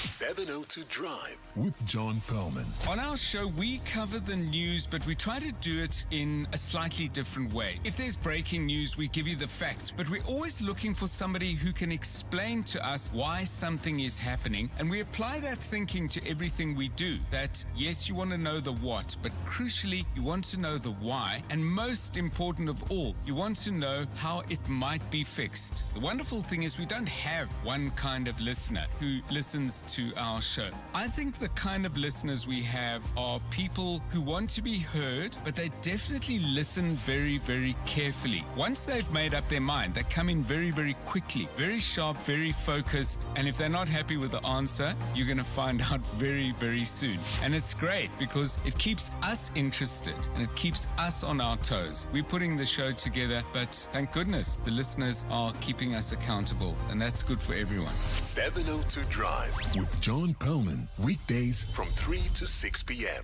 Africa's Travel Indaba is happening from the 12th to the 14th of May at the Durban Exhibition Centre. Look out for the Resurgence Conference Durban Activation and learn about the July conference, which is focused on unlocking investment and connecting businesses to opportunities. Hosted in partnership with USA partners, Resurgence is where innovation, tourism and growth meet. Visit stand DEC1H41. That's DEC1H41. This message is brought to you by eThekwini Municipality. Yo, nothing humbles you like a cold shower. Happens fast, eh? 1 minute you're living your best life. Next minute you're questioning everything. Fair. Here's a quick tip. If your geezer's acting up, don't wait for disaster. Small fixes now save big problems later. And remember, if you buy cheap, you will shower in the lounge. We've got loads more tips where that came from. Quickot, #1 in water heating solutions. Quickot, add warmth to life. There are moments that don't look significant at first until everything changes because of them. Shift Happens with Richard Sutton, a new podcast exploring real stories of challenge, doubt, and turning points. Because growth doesn't arrive when everything is clear. It arrives when nothing is. Coming soon on PrimeMediaPlus.com, the Prime Media Plus app, Spotify and Apple Podcasts. Powered by First Light. Therapeutics for the modern mind. 702 Healing Hour. 25 minutes before 11 o'clock on our Healing Hour this morning, we are having a conversation about the hurt that you have been left with as a parent, or that disappointment. And I'm asking how you're healing from that disappointment or toxic behavior of your own child. And I think it's important for us to acknowledge that emotional reality that you as a parent quietly live with, so that you can begin to create space for compassion, for healing, and perhaps even restoration. There are many parents out there who have decided to cut off relationships with their children. There are many parents who have not spoken to some of their children for years now. The relationship is almost non-existent. And I'm asking, how are you doing? How are you healing from that? Have you faced disrespect from your own child? Have you been disappointed because the child is maybe addicted to substance abuse, to some substances, or maybe the child constantly stole from you and you just couldn't take it anymore and you decided to maybe even chase them out of your house? How's your relationship with your children who've disappointed and let you down to this day? 011-883-0702. WhatsApp's 0727021702. Lehlohonolo, you are calling us from Midrand. Good morning. What's your story? Madimecha. Lekai. Madimecha, I don't blame you. I did this decision to bring somebody in your life that's called a child. So I have a daughter, she's 22 now. At the age of 3, her mother dropped her off because we had broken up. At the age of 3 months, actually, she dropped her off at my mother's place. So me and my mother needed to raise this child to the age of 13. When at the age of 13, when I saw that her mother is now stable, she's got a job, I said to her, you need to take the child and stay with the child because my mother is getting old now. She took the child. I think the child stayed with her for about a year. She brought her back and then she took her again after a year. At the age of 16, my auntie started saying to me and my mother, the child's behavior is it's not okay. I need to speak to the child because this is not the same child that left this house and went to that house. I ignored it for a while. I said, let me see how it is. When she was 18, I started working. I started bringing her into the business, for me to help her out. I was not speaking. Remember, I was not speaking to the mother because of this toxic behavior that she has. I think at the age of 18, the child said to me, Daddy, begged me and said, Daddy, please, you need to start speaking to Mama. And my then girlfriend at the time said also to me, start speaking to her for the sake of the child. I spoke to her, and then I obviously employed the child so that the child can work with me to understand the business. She went and convinced the child to take one of my invoice, to take an invoice and bill someone, basically fraud, bill someone, and after that she didn't even let me know. She only let me know when the money came into my account that no, I've billed someone. It is something. What. No, you don't do that. Ask those people to give me proof that this money is legit. And I decided there I was not going to speak to her. And she continued becoming toxic. In an instance whereby she will just take the child's phone and swear my wife, and just swear my wife out of anyway. Last year, something big happened whereby my child physically, she wanted physically attack me with her own hands. My own child, my own child, and I said, and all because of the mother had barred me from attending her 21st. All because of, I said to her, we agreed that we wait until I move into the new house. Mm-hmm. The new house has got space. We'll have the party there so that my whole family and your family can come. Yeah. And then she decided out of nowhere she's going to have the party at the guest house somewhere. She wanted me to pay for part of that guest house. I said, no, I just gave my child 5,000. I said, go buy your hair, go buy your dress, have your party. And then she bought me. She literally said, I mustn't come to the party. So how's the relationship now, Letlhagonolo? Have you resolved it? Are you still estranged with her? I'm still estranged with her. I haven't spoken to her. My mother and my wife, my mother actually spoke to her to come and apologize. Instead of her coming to apologize, she came and told me that she's in a state of depression because of I depressed her. I said to her, I answered and said, remember where your depression comes from. 3 years ago, you came and lived with me when you started university. You asked me to come and live with me and my wife. When the explanation that you gave to me and my mother, it is because of your mother's husband who tried to commit suicide. It is because of that. It's because of the toxicity in your mother's house. But now I'm now being blamed that I'm the one who got in the state of depression and I'm a woman abuser. Madimeja, Madimeja, to me it's so difficult. Like I cannot raise my hand on a female. No, I hear you, Letlhagonolo. And I really hope that the relationship with your daughter improves.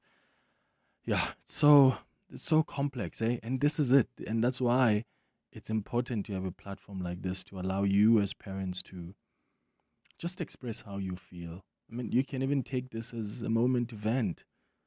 There are parents out there who are carrying a lot of pain, who are carrying a lot of disappointment as a result of their children. And yes, we speak a lot about toxic parents who are manipulative, who are entitled, but equally so, they're children who have not been kind to their parents.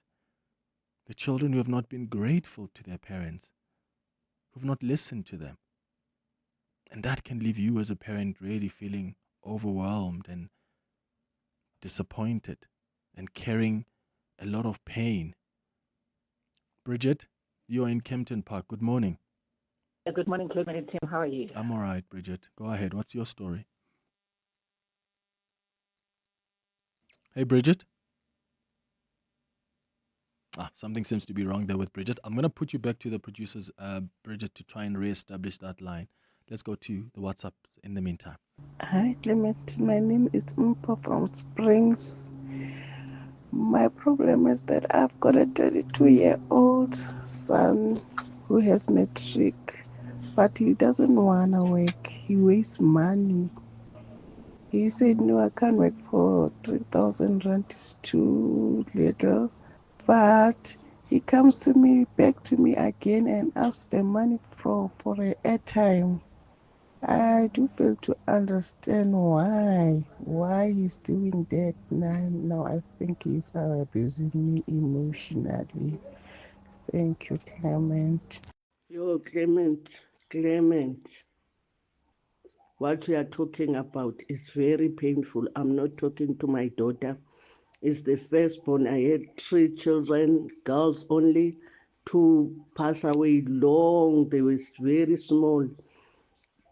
I was like, I don't know how to explain to you. I don't know. I'm not talking to her. She chased me away from her home. Please, guys, pray for me. Pray for me. I'm not okay at all. Good morning, Clement and Radio 702 listeners. Clement, now my child is at UJ and she blocked me. She told me that even on her graduation day, I'm not invited. Oh my God. So, but anyway, I just have to accept it and move on. Because whenever she wants money, if you don't give her money, you are the enemy. Yo, how does a child that you're paying for at university, paying for their food, paying for their accommodation, tell you that you're not allowed to come to their graduation? Unless there's a story that we don't understand. Maybe there's something that happened in the background that we don't know. But how does a child say that to you? You're not allowed at my graduation. And yet, you are graduating because as a parent, I have taken you through university. The dress you're wearing, the shoes, your makeup, your hair, you've come to me for assistance with that, but I am not worthy. So I'm worthy enough to help you out, but I'm not worthy enough to come and celebrate that moment with you when you graduate. Bridget, you're in Kempton Park. Let's try again. Good morning. Good morning, Clement and Tim. How are you? Sure. Go ahead. We can hear you now. Yes. My story is my daughter hates me with all her heart, and she has told me she doesn't have a mom.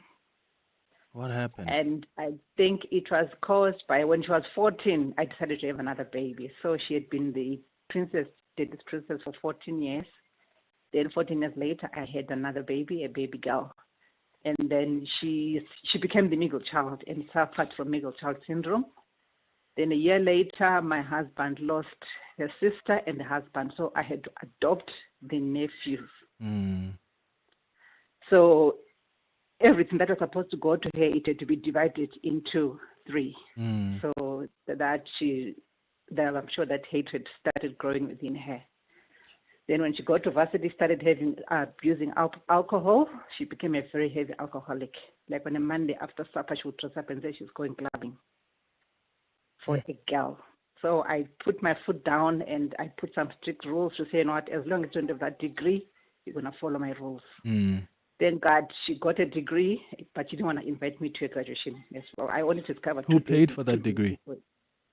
We paid.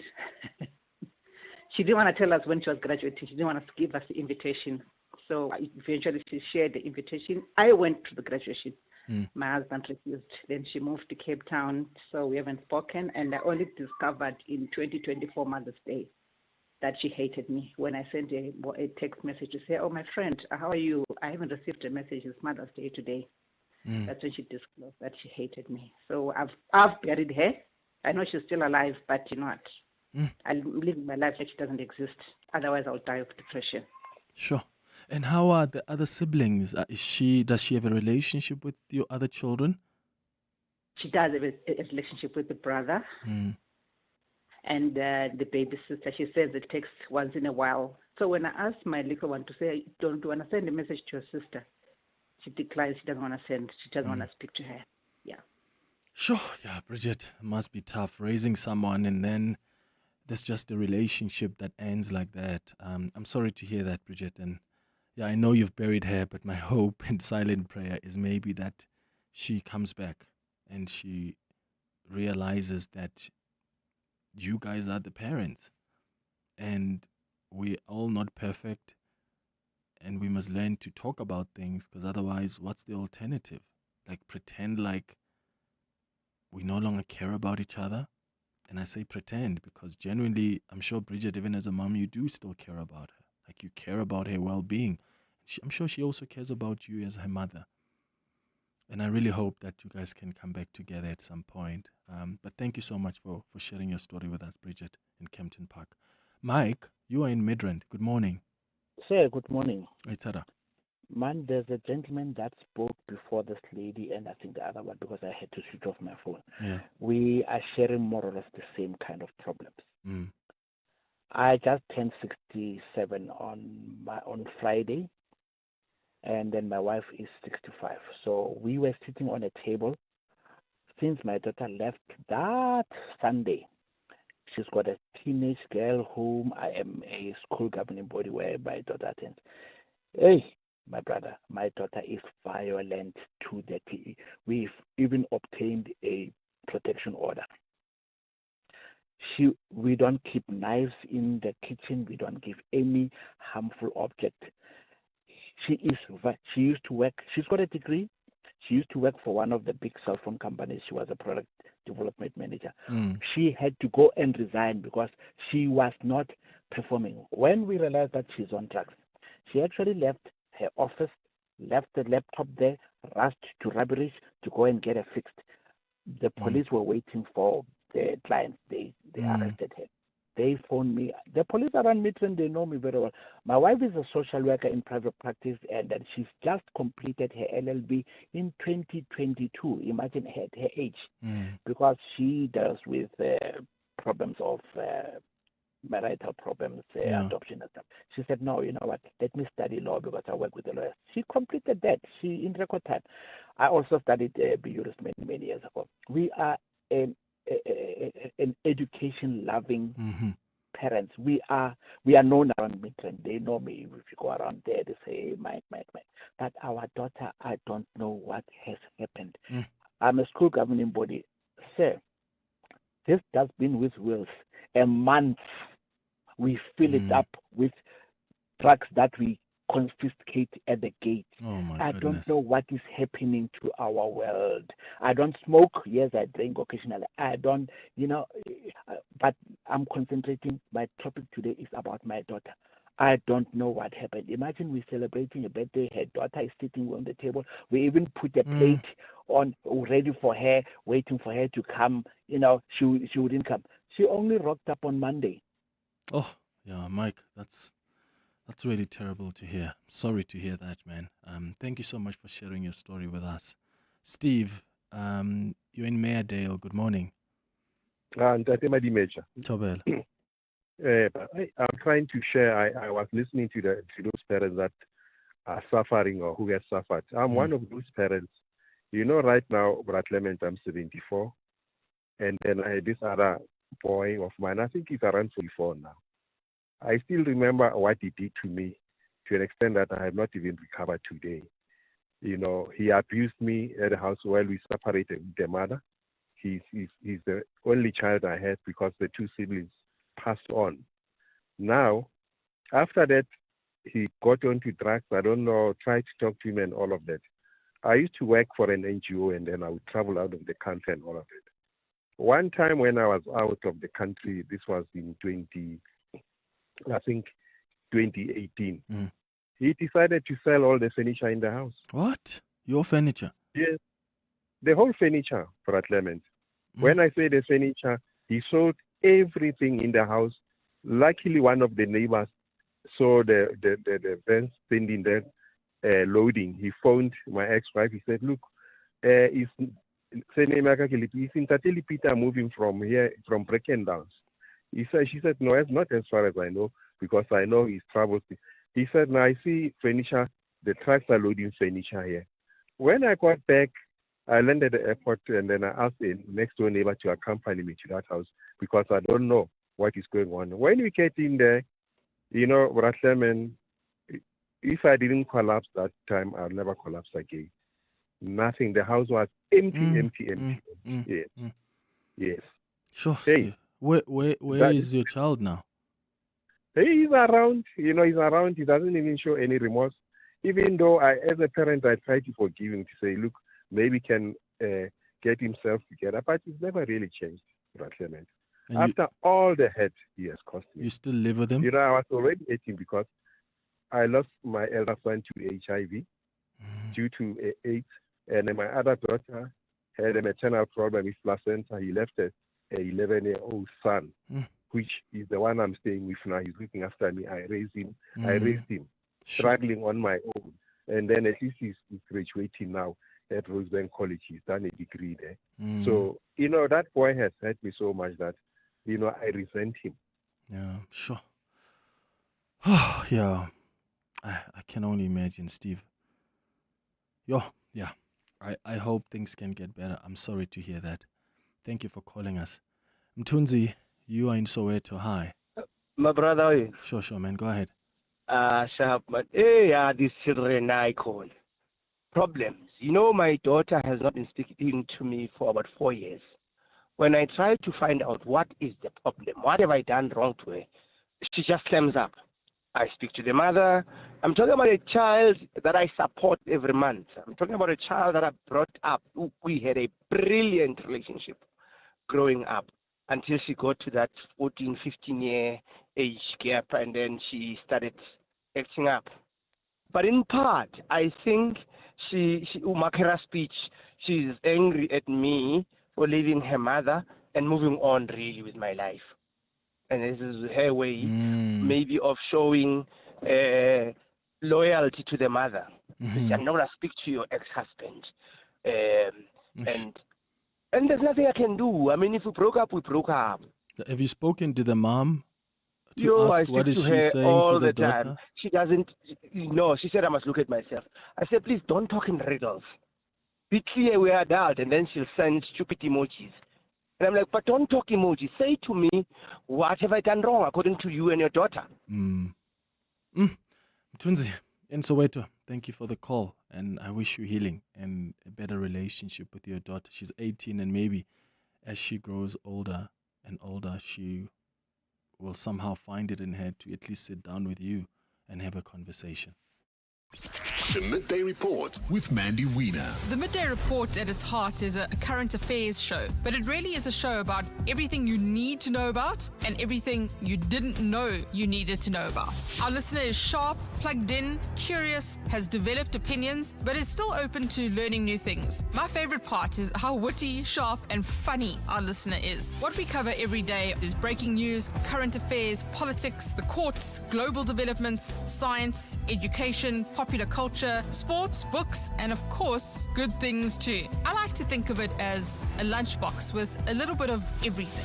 What I love about 702 Land is that it is full of energy. There's always something happening, a developing story to follow. But it's not parochial. The 702 family cares about what is happening in the world around them and how we plug into that. The Midday Report with Mandy Wiener. Weekdays from 12 to 1 p.m. Corporates That Care promotes and encourages corporate leaders and all citizens to walk the talk for a better South Africa. Catch Corporates That Care this Wednesday at 10 to 9, featuring Proconomics.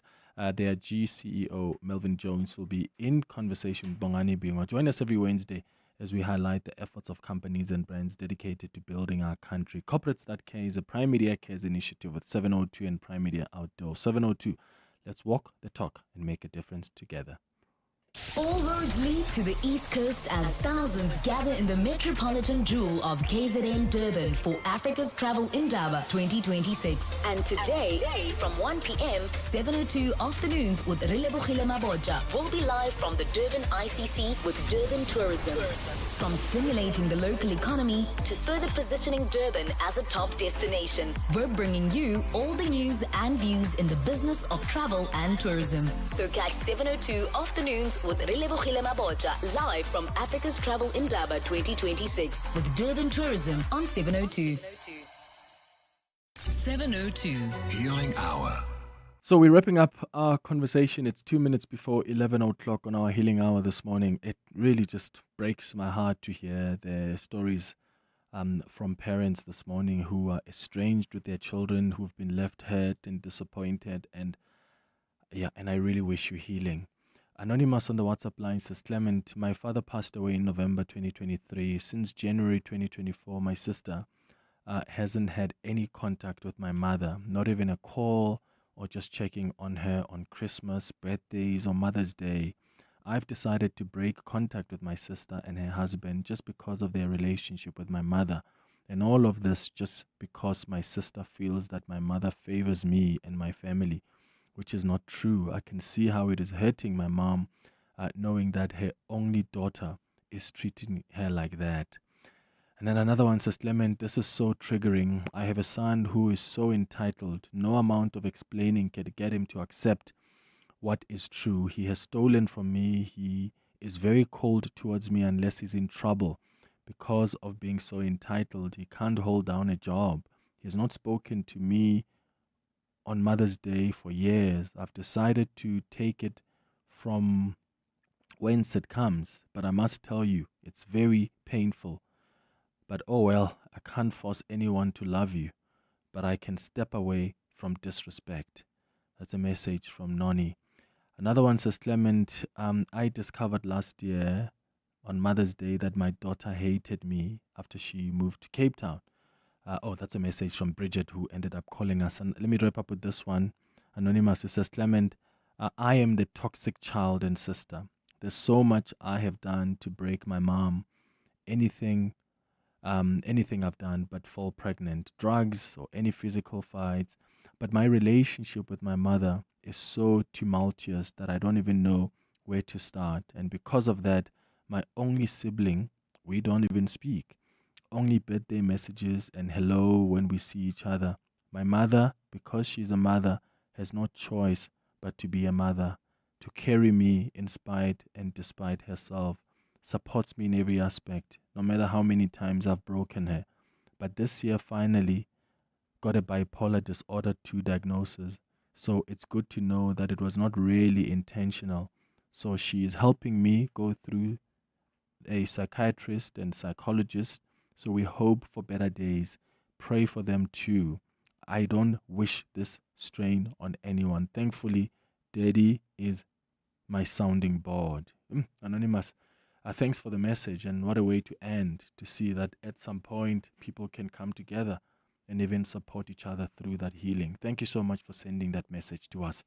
It's time now for Eyewitness News, and this Eyewitness News is brought to you by Momentum. Financial advisors help you have a better shot at generational wealth. Speak to a Momentum accredited financial advisor. Momentum is part of Momentum Group Limited, an authorized FSP and registered credit provider. This is EWN. Good morning, I'm Sfiso Zulu. We start with news just in. Action SA has announced that it will lay criminal charges against President Cyril Ramaphosa for allegedly lying about the money stolen from his Phala farm. The party is acting based on reports from former spy boss Arthur Fraser, who recently revealed to the Sunday World that at least 15 million rand was stolen from the farm and not 10 million rand as initially stated by the president. Action SA says it wants the president to be charged with perjury and fraud. Meanwhile, Ramaphosa has vowed to challenge a report that would lead to an impeachment inquiry against him in relation to the scandal. After abandoning a legal challenge against a Section 89 panel report 3 years ago, Ramaphosa announced last night that he would be returning to the courts because he believes the report contains grave flaws. He says there's nothing from Friday's Constitutional Court ruling that justifies impeachment or his removal from office. The DA says Parliament must take urgent legal advice on the impacts of Ramaphosa's decision. Lindsay Dentlinker takes a look. On Friday, the Constitutional Court ruled that Parliament should proceed with an impeachment inquiry unless an independent panel report is set aside on legal review. Now, President Cyril Ramaphosa has once again decided to pursue this option, just hours after Speaker Toko Didiza announced she would be publishing the report in the parliamentary notices and sending the President another copy in preparation for the establishment of an inquiry. Following last night's announcement, DA leader Jordan Hill-Lewis said Ramaphosa should bring such an application on an expedited basis so that the legal position can be clarified. He says Parliament must also take urgent legal advice on the implications of Ramaphosa's decision on its processes and whether they may proceed while the review is underway. Hill-Lewis says this matter is an ANC-made crisis and the consequence of its long record of shielding its leaders from accountability. Lindsay Dentlinger, Eyewitness News, Parliament. The prosecution in the case against Bafana Maungela, accused of killing Joburg teacher Kirsten Clates, has begun, and he has the process to get him to admit to certain facts related to the case. The Maungela faces charges including the alleged murder, attempted rape and robbery of the Delta Park school teacher in 2023. He is expected to make formal admissions to certain parts of the state's case against him when he appears in the Johannesburg High Court for the murder trial following nearly 3 years of delays. Dimakatso Leshoro has more. The prosecution's team led by Advocate Siyabonga Fuchana has informed the court that it has begun a Section 220 admissions process relating to the chain of evidence. Section 220 of the Criminal Procedure Act allows an accused person or their legal representative to formally admit certain facts in a criminal case. Once those facts are admitted, the state does not have to lead evidence to prove them. The 23-year-old has also been forced to change legal representation after his family told the court last week they could no longer afford a private lawyer. He has since opted for legal aid, a development that could affect the start of the trial. Dimakatso Leshoro, Eyewitness News. EWN has learnt that the arrest of taxi boss Joe Ferrari Sibanyoni is not related to evidence presented at the Madlanga Commission. Sibanyoni is said to be linked to alleged underworld figure Vusmuzi Kat Matlala. The businessman was arrested in Mpumalanga today and taken to the Middleburg police station by the Special Task Force. It's understood he's facing charges of extortion. Jabli Lembata reports. Taxi boss Joe Ferrari Sibanyoni has been implicated at the Madlanga Commission son. However, EWN understands that the arrest is not related to matters that arose from the inquiry. His name came up several times during the testimony of Sergeant Faninkosi, who is currently behind bars and faces multiple charges, including unlawful possession of explosives. During an investigation into corrupt tenders, Nkosi alleged that suspended Tshwane Chief Financial Officer Gareth Mnisi knew Sibanyoni well. Meanwhile, EWN has it on good authority that he's now in custody. Police have yet to release a statement on his arrest. Jabulile Mbata, Eyewitness News. And the European Union says it's exploring limiting children's access to social media with possible new rules proposed within months. EU Chief Ursula von der Leyen has tasked an expert panel to report back by July on what steps can be taken to protect children online, including a potential social media ban. Several probes have already been launched into the world's biggest online platforms, including TikTok, Facebook and Instagram, over whether they are doing enough to protect children. Von der Leyen was speaking during an EU summit on AI and children in Copenhagen. We're witnessing the lightning speed at which technology is advancing and how it penetrates every corner of childhood and adolescence. And the discussions about a minimum age for social media can no longer be ignored, as you all know here in this room. The question is not whether young people should have access to social media. The question is whether social media should have access to young people. Gold is trading at $4,728.28 an ounce. The rand is at 16.48 to the dollar, 22.39 to the pound, 19.39 to the euro. Brent crude oil is at $104.76 a barrel. In the traffic, look out for 40 traffic lights on four-ways at Cedar and Four-Ways Boulevard, in Lone Hill at Main and Lone Hill, as well as in North Riding at the N1 South and Malibongwe. A fine day in store for Gauteng today. The temperatures will peak at highs between 22 and 24 degrees. The top story in EWN this hour. Action SA has announced that it will lay criminal charges against President Cyril Ramaphosa for allegedly lying about the money stolen from his Palapala farm. EWN, in touch, in tune and independent. For the latest, visit ewn.co.za or download the EWN app. They say the early bird catches the worm. Great advice, unless you're the worm. Generic so-called wisdom doesn't work for everyone, so I settle for a financial plan that's one size fits some. Momentum accredited financial advisors take the time to get to really know your unique situation. Advice meets your context. Momentum, your journey to success. Momentum is part of Momentum Group Limited, an authorized financial services and registered credit provider. We're calling on Joburg to walk the inner city with us. In 702 Josie My Josie Walk the Talk. Babize bonke. Enter now on primemediaplus.com. You're with Clement Manyathela on 702.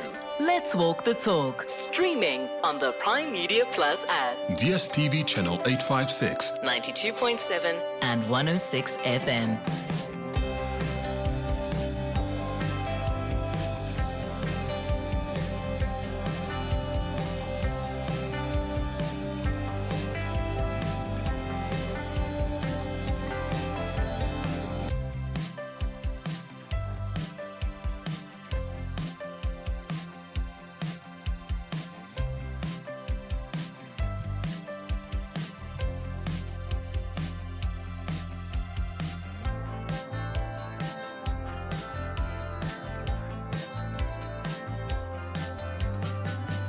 It's 9 minutes after 11 o'clock. Dumelang, welcome to the third and final hour of the Clement Manyathela Show. Thank you for staying with us here on 702. It's time for our World of Work feature. 702. World of Work. Today we're discussing navigating flexible work in the modern day labor space. We marked Workers' Day on the 1st of May. A day historically rooted in the struggle for worker rights, for fair wages and decent conditions of employment. But as the country commemorated that legacy, a growing question hung over the labor landscape. Does the current framework of worker protection actually reach the millions of South Africans who are working and earning and building their livelihoods outside of the traditional employment model. So the e-commerce forum South Africa is calling for formal recognition for the nearly 2 million South Africans who participate in what is broadly called the gig economy, a digital labor market made up of ride-hailing drivers, there's delivery workers, freelancers, even online platform earners who are classified as independent contractors rather than employees. And with youth unemployment sitting at over 60%, these platforms are providing low barrier entry points into the economy for people who may otherwise have no income at all. And yet our laws here in South Africa are built around the binary of employee versus independent contractor. And that does not adequately speak to the realities of this workforce. And that is why even the EFSA CEO proposed a third way, which would be a model that protected, flexibility and preserves the independence of workers, their value, while also introducing portable benefits such as savings and insurance that are not tied to a single employer. So this is a conversation about how South Africa can shape a labor model that is fit for the future. So if you are part of the gig economy, maybe you're driving for a ride-hailing app, you're doing deliveries, you're earning through a digital platform, you're a freelancer, I'd like to hear from you. Like, do you feel protected under South Africa's current labor laws? And what do you feel is inadequate? What needs to change with the system? Share your experiences with us on 011-883-0702. WhatsApp's on 0727021702. Dr. Alistair Tempest is the CEO of E-Commerce Forum South Africa, joining us on the line. Dr. Tempest, thank you for making time. Good morning. Good morning, Clement, and good morning to your listeners. Let's first discuss how the world has changed over the years, because now we talk about this gig economy. But what is the gig economy in the South African context? Well, as you absolutely rightly pointed out, it is a number of different ways of doing work where you are not tied to a specific contract, a 9-to-5 contract, as they say. So it is the platform worker who works for Uber or Bolt or any of the other hail calling systems. It is the guy who works for a franchisee who is delivering goods from, let's say, Pick and Pay or Checker 66 or wherever to your household, to your home. It is also the independent. If you order a pizza, very often you get a young lady coming in a car with the pizza. They're doing that work because it pays them and it gives them an extra income, in that particular case, to pay for the car. But it's beyond that, and you very rightly said, it is the it is the consultant who does the consultancy work for a company. It is my eldest daughter who writes copy for advertising. She doesn't work for an agency. She works independently, and agencies come to her and say, we want to have copy for the latest Coca-Cola ad or whatever it happens to be, and she, with a team, works on that. It is that sort of person as well. So it is a very wide range of different people, gig workers. It is the digital nomad, which at one stage the Home Affairs wanted to encourage to come to South Africa. The digital nomad is someone who is a specialist in whatever it happens to be, who moves around the world finding the best place to live, wherever it happens to be, not where necessarily where they came from. And it is also the influencers, so loved by advertising now, the people who influence on different social media, they are nearly all gig workers. Mm. So it's a very wide range, and you absolutely put your finger on it when you introduced this subject. It's not just a very few people, it's a very wide range. And it does need to be discussed. And it does need to be debated, but in an open way, not in a closed way. Have those discussions started, though? I mean, why does South Africa's current labor laws fall short when it comes to these gig workers? Because they were written a long time ago. Mm. Because we are now in the fourth industrial revolution. And I think that really shows. When we discussed, and I was around and about when it was being discussed, with the President's Commission on the Fourth Industrial Revolution, we never really sort of caught on to this issue. And it is an issue which really comes out of the Fourth Industrial Revolution. The First Industrial Revolution was the unionization of workers, and it was absolutely correct. Workers had to be unionized because they were being exploited by their employees. But we are now in a new world, and we need to reach that new world. We talk about a third way. If we look at, for example, Singapore, which doesn't have the very high unemployment that we have here in South Africa, they have developed a third way for exactly gig workers. If we talk about India, which has somewhat more different employment situation, they also have developed a third way. We feel that we need to do the same. We need to study these third ways, and we need to discuss them with government being open to discussing these things, not just saying, yeah, well, it's not what we used to do, and therefore we don't want to do anything else. I think that's a very important aspect of where we are at the moment. Yeah. You've spoken before about this third way model. How would it work in practice? Well, basically, every person who's in the gig economy would be empowered to have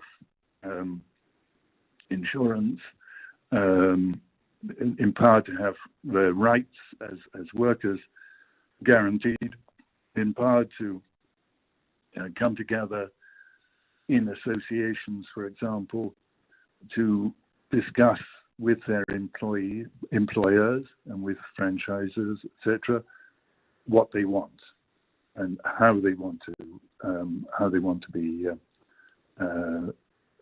treated.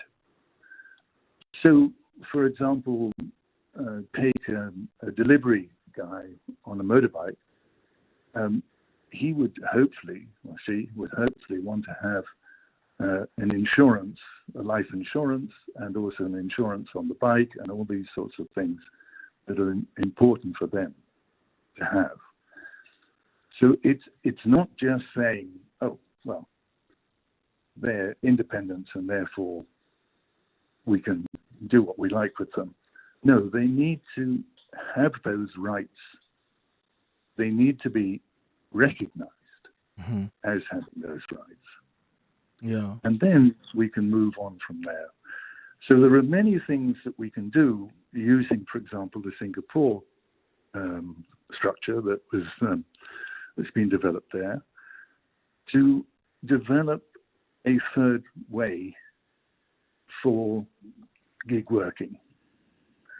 And I think one of the things that worries me is that what we are looking at now, the amendment to the Labour Employment Bill, comes out of the International Labour Organization.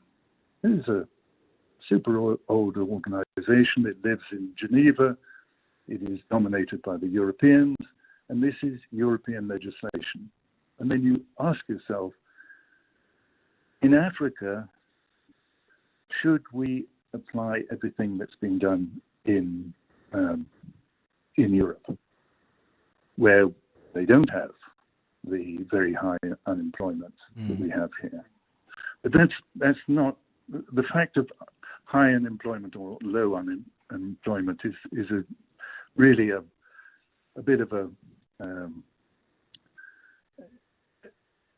something that we should forget in the argument. It's the fact that everyone who has a job has that right to have a good job, and one which they feel can bring them from wherever they are and upwards, go upwards.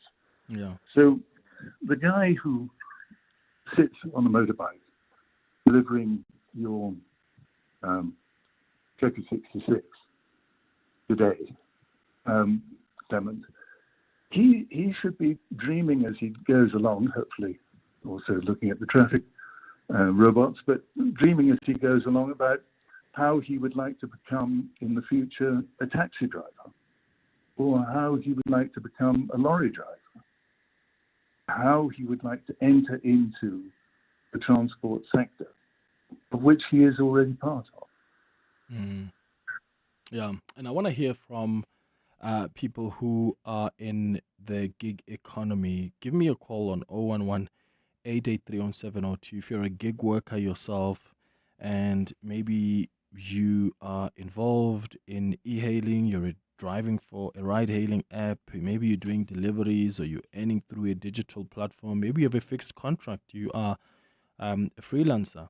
What are your thoughts in as far as flexibility is concerned, autonomy, the protections that you need as someone who is a gig worker? What do you think is necessary for you in how you go about your work that is not accommodated in our labor laws? You can call us on 011-883-0702 or send a WhatsApp on 072-702-1702.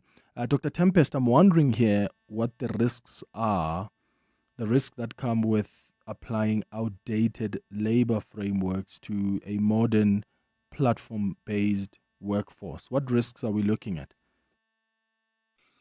Well, basically, if you cast your mind back to pre-COVID, e-commerce was around about 1% of the retail trade in turnover, or less than 1%. It's grown enormously since COVID happened. We're now reaching around about 10% of retail trade. So we have developed enormously, and we will continue to develop enormously, but it does need the flexibility of people who can deliver to the household or to the office, or even to a click and collect system. It is an important aspect which is found everywhere. It's found in America, where I think e-commerce is now representing about 30% of retail trade. It's found in China, which is actually the leader of e-commerce in the world, over 30%. It's found in Europe, which is around about 25% of retail trade. So it is incredibly important, this aspect of being able to call on a workforce which is capable and ready to deliver products, or of course, if you look at it in terms of ride-hailing, to get your Uber to your house or to your office or whatever, it's that aspect is incredibly important. E-commerce depends on, as we always say, it depends on a good product, yes, of course, a good offer, whatever that happens to be. But it also depends on payment systems, how you can pay an e-commerce company to provide your product, and then, of course, on the logistics side, the delivery of that product. And if those three things don't work, then you can say goodbye to e-commerce. We would just slowly but surely disappear, I guess. Yeah. I suppose those who are gig workers would also raise the issue of formalization as a possible risk, towards the flexibility that they also enjoy. So is there a risk that formalizing gig work could undermine the flexibility that makes it attractive to workers? Because you don't want it to be counterproductive. Absolutely, you're absolutely right.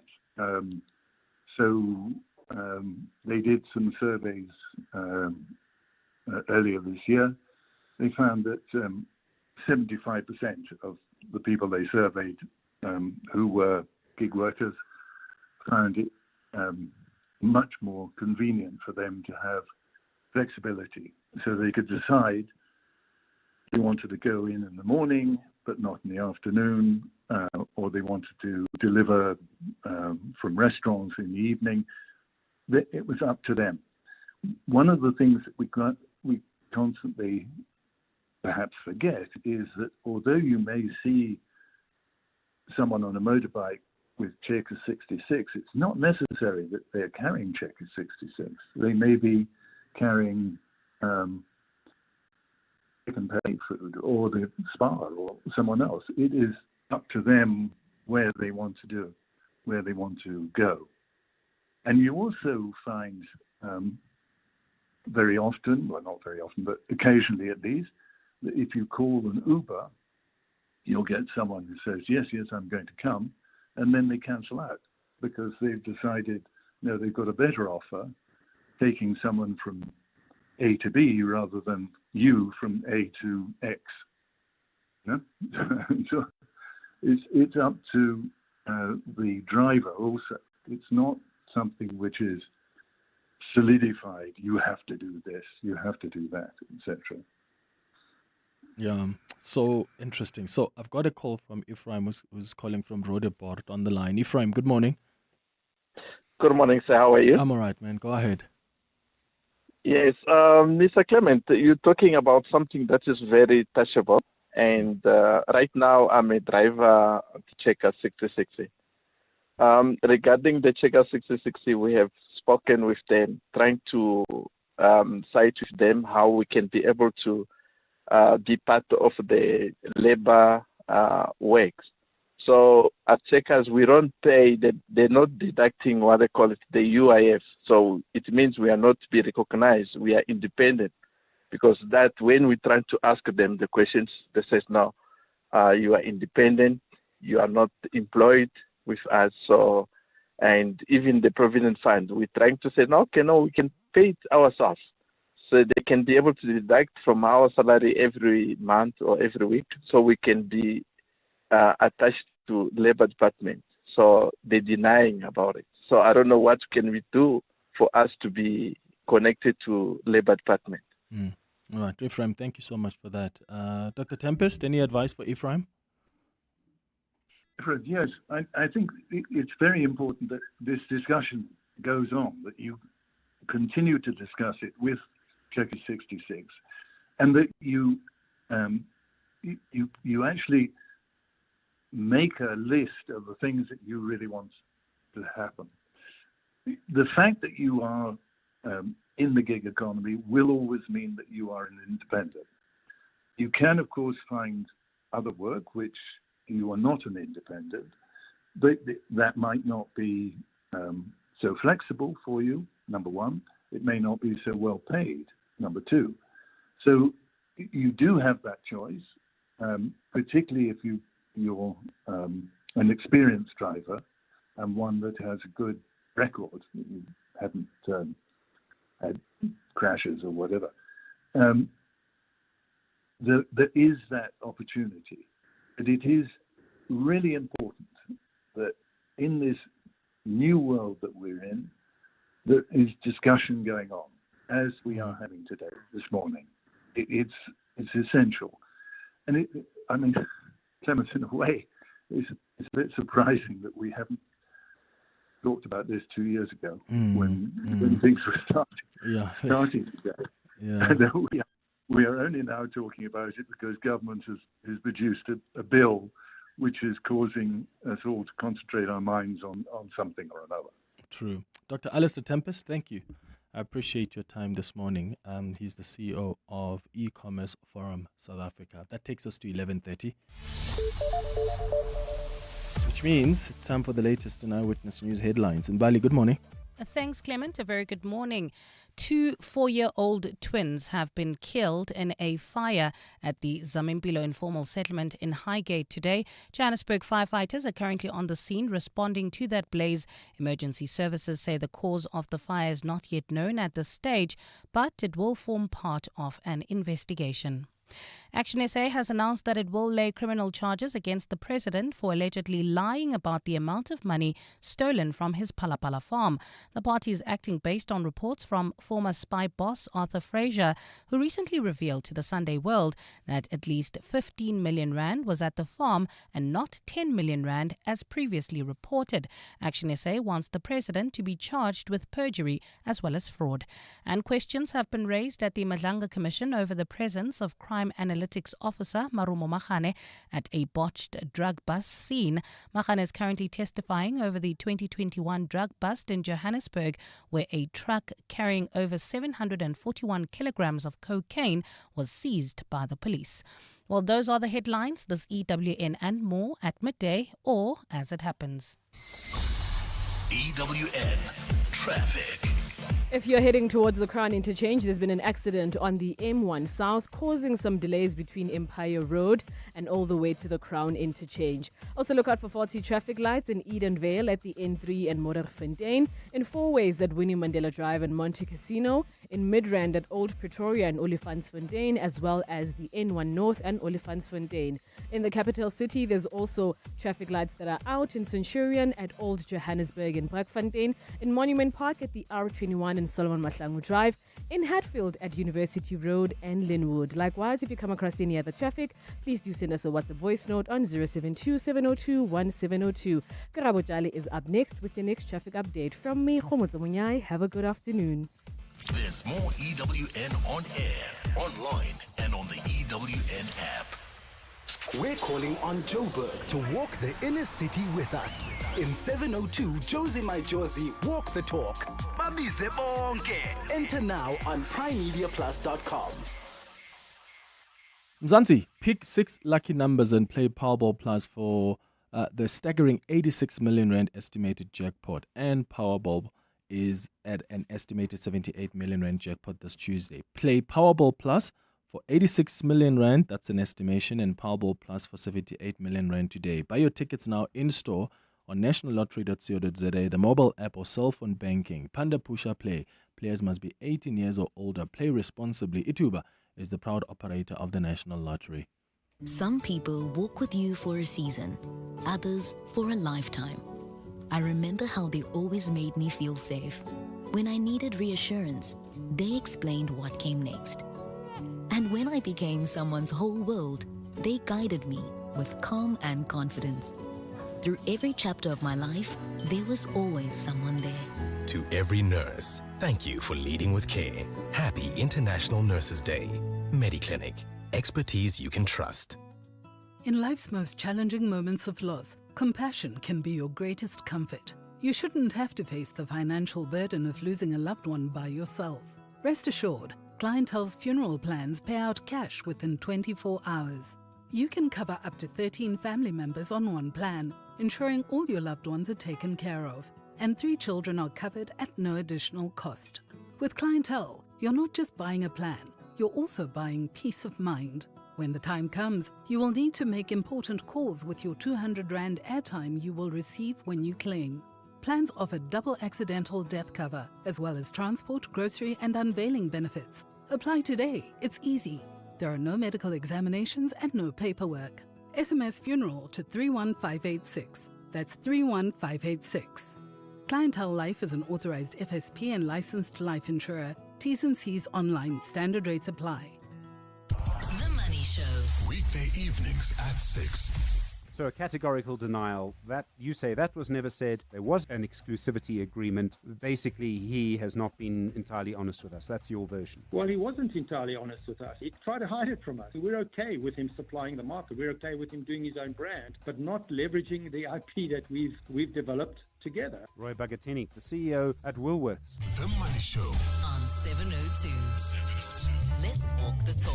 The Money Show with Stephen Curtis is brought to you by Absa Business Banking, featuring the AgriTrends 2026 Autumn Edition. In agriculture, smart moves need smart insights. Get the latest AgriTrends report at absaagritrends.co.za. ABSA is a registered FSP. 702.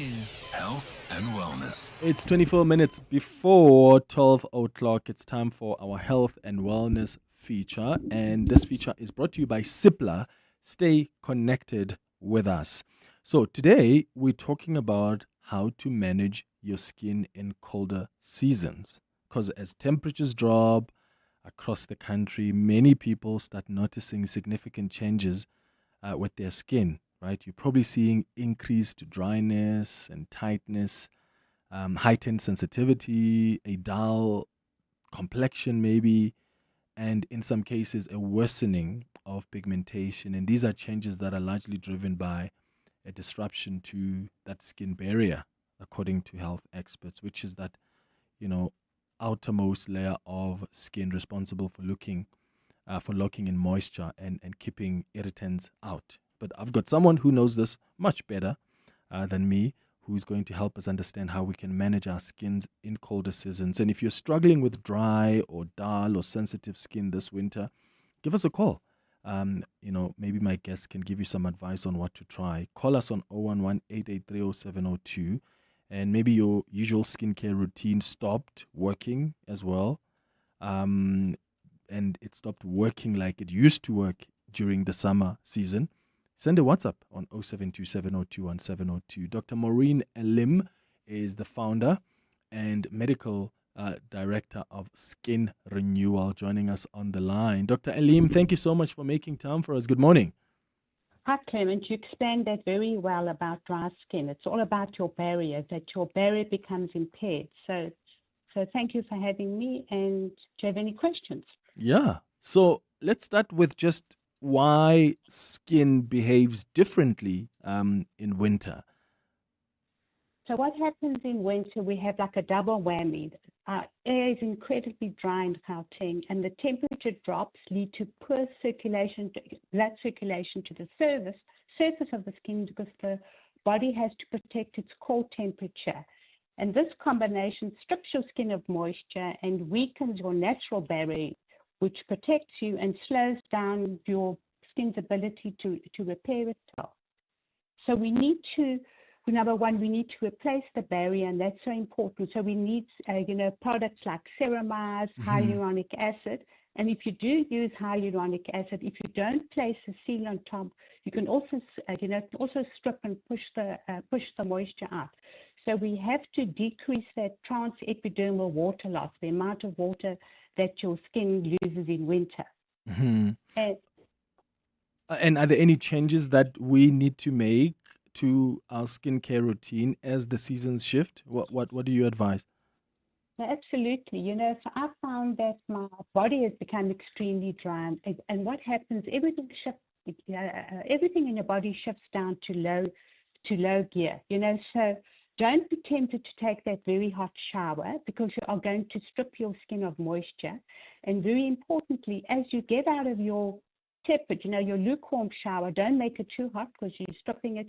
You need to apply your moisturizers within 3 minutes. The moisturizers with ceramides, shea butter, squalene, all those beautiful moisturizing factors that keep your skin nice and moist. So don't leave it too late. Leave your skin slightly damp and then apply your moisturizers. Mm-hmm. And are there any ingredients or products that we should avoid in colder months? Well, so it's very tempting to do a lot of exfoliation. And what happens as well, when, in winter, your exfoliation does decrease. So for your face, only exfoliate once a week. Don't exfoliate every day because you are going to strip your skin, strip your skin and make it more vulnerable to infection. And then, so what was the other question you asked? What did you ask? So I was asking about the products or, some ingredients that, we use as part of us that we need to avoid. So avoid exfoliation. Too much exfoliation, and then put products on that contain ceramides. It's so important. Ceramides are the essential building block of your skin barrier, and they're essential for creating that lipid seal. And also fatty acids, products that contain fatty acids and cholesterol, and squalene is skin identical and provides a lightweight nourishment without heavy pore clogging. So those are the things. And then what you can also do, you can get a medical grade liquid petroleum like Vaseline. And this is the gold standard for sealing in moisture, particularly for localized areas at night. So if you find that your wheels are very dry, you can do like a cold compress and then apply the Vaseline to it to moisturize the skin. And very importantly at night, once you've put on all your active ingredients, you have to seal that in, and that's where we use like a triple ceramide, like I mentioned, which acts as a seal to prevent that water loss, for your skin during the night, because you do lose water, and it seals all your active ingredients in and protects your barrier as well from all your active ingredients that you are using. So ceramides are essential. You can use them day and night as the last occlusive seal over all your active ingredients. So how do you know then if your skin barrier is compromised, and how do you go about repairing it? Well, you get that itch, you get like a medical itch, because what happens, you get these little cracks in your superficial layer of your skin, and that activates the nerves, and then you start getting that winter itch, where you start scratching. And then don't scratch, because you're going to create a vicious cycle where you're going to make more cracks in your skin. So just recognize it when your skin becomes itchy. You have to calm your temperature of your, the water that you apply to your skin, and you have to put these sealants on the skin to protect that water loss from your skin. What role does diet and hydration play in skin health during this season? So hydration is so important. I know in winter because you're not sweating as much and perspiring as much, you feel as though you need to drink less water. But it's so important to keep your skin well hydrated and eat those fatty, fatty fish like salmon, tuna, sardines, mackerel, herring, because all of that, replaces all the vitamins you need, the fat-soluble vitamins like A, D, and E, and replaces those essential fatty acids that the skin needs to hold on to moisture. So that's so important, to feed your skin. Okay. It's 17 minutes before 12 o'clock. I've got a few listeners who've got quite a few questions for you, Dr. Elim. Some are sharing what their difficulty is with their skin during this season, and hopefully you can just share some tips with them. So give us a call if you have questions as well, or you want to just share what you have picked up with your skin as the seasons change. You can call us on 011-883-0702 or send a WhatsApp on 072-702-1702.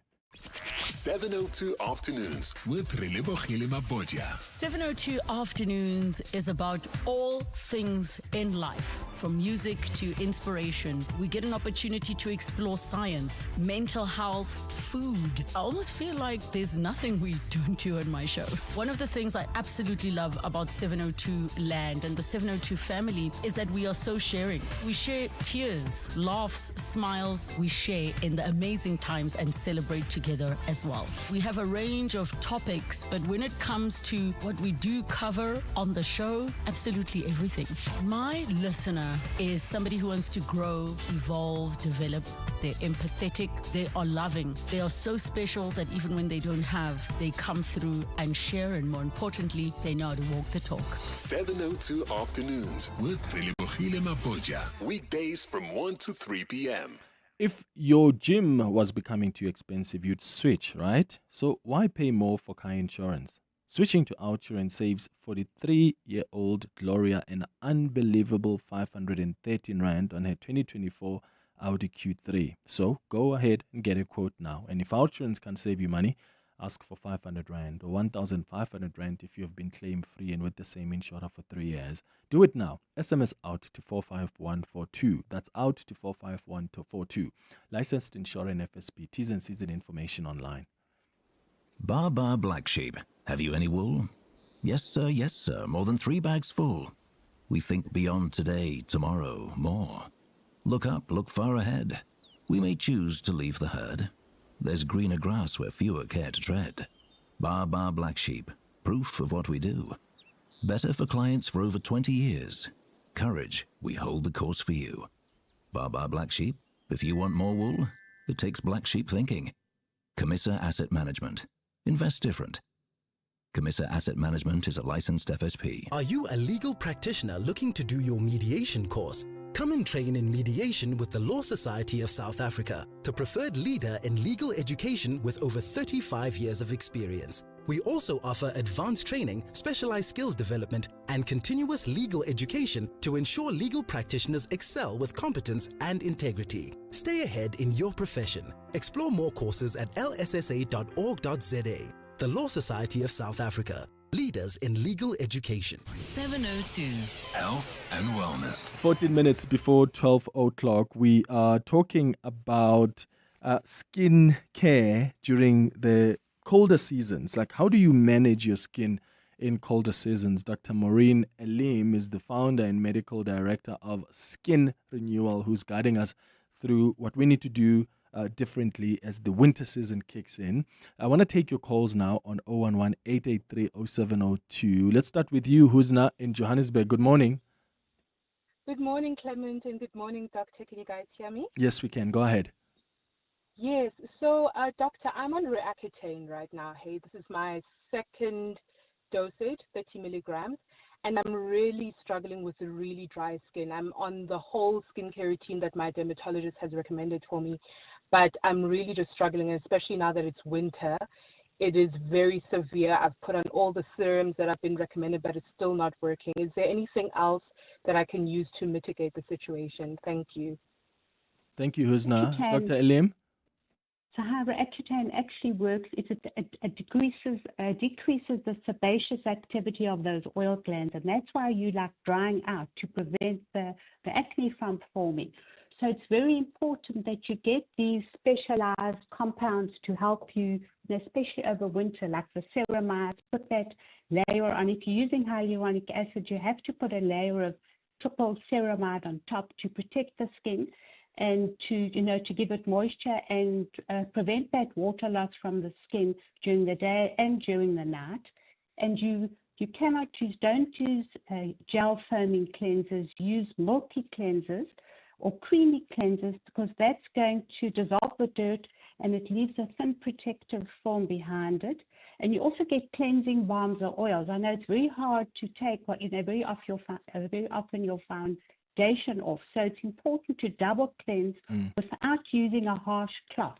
Use your hands and be gentle on your skin to get, double cleanse to get the foundation and your SPF off.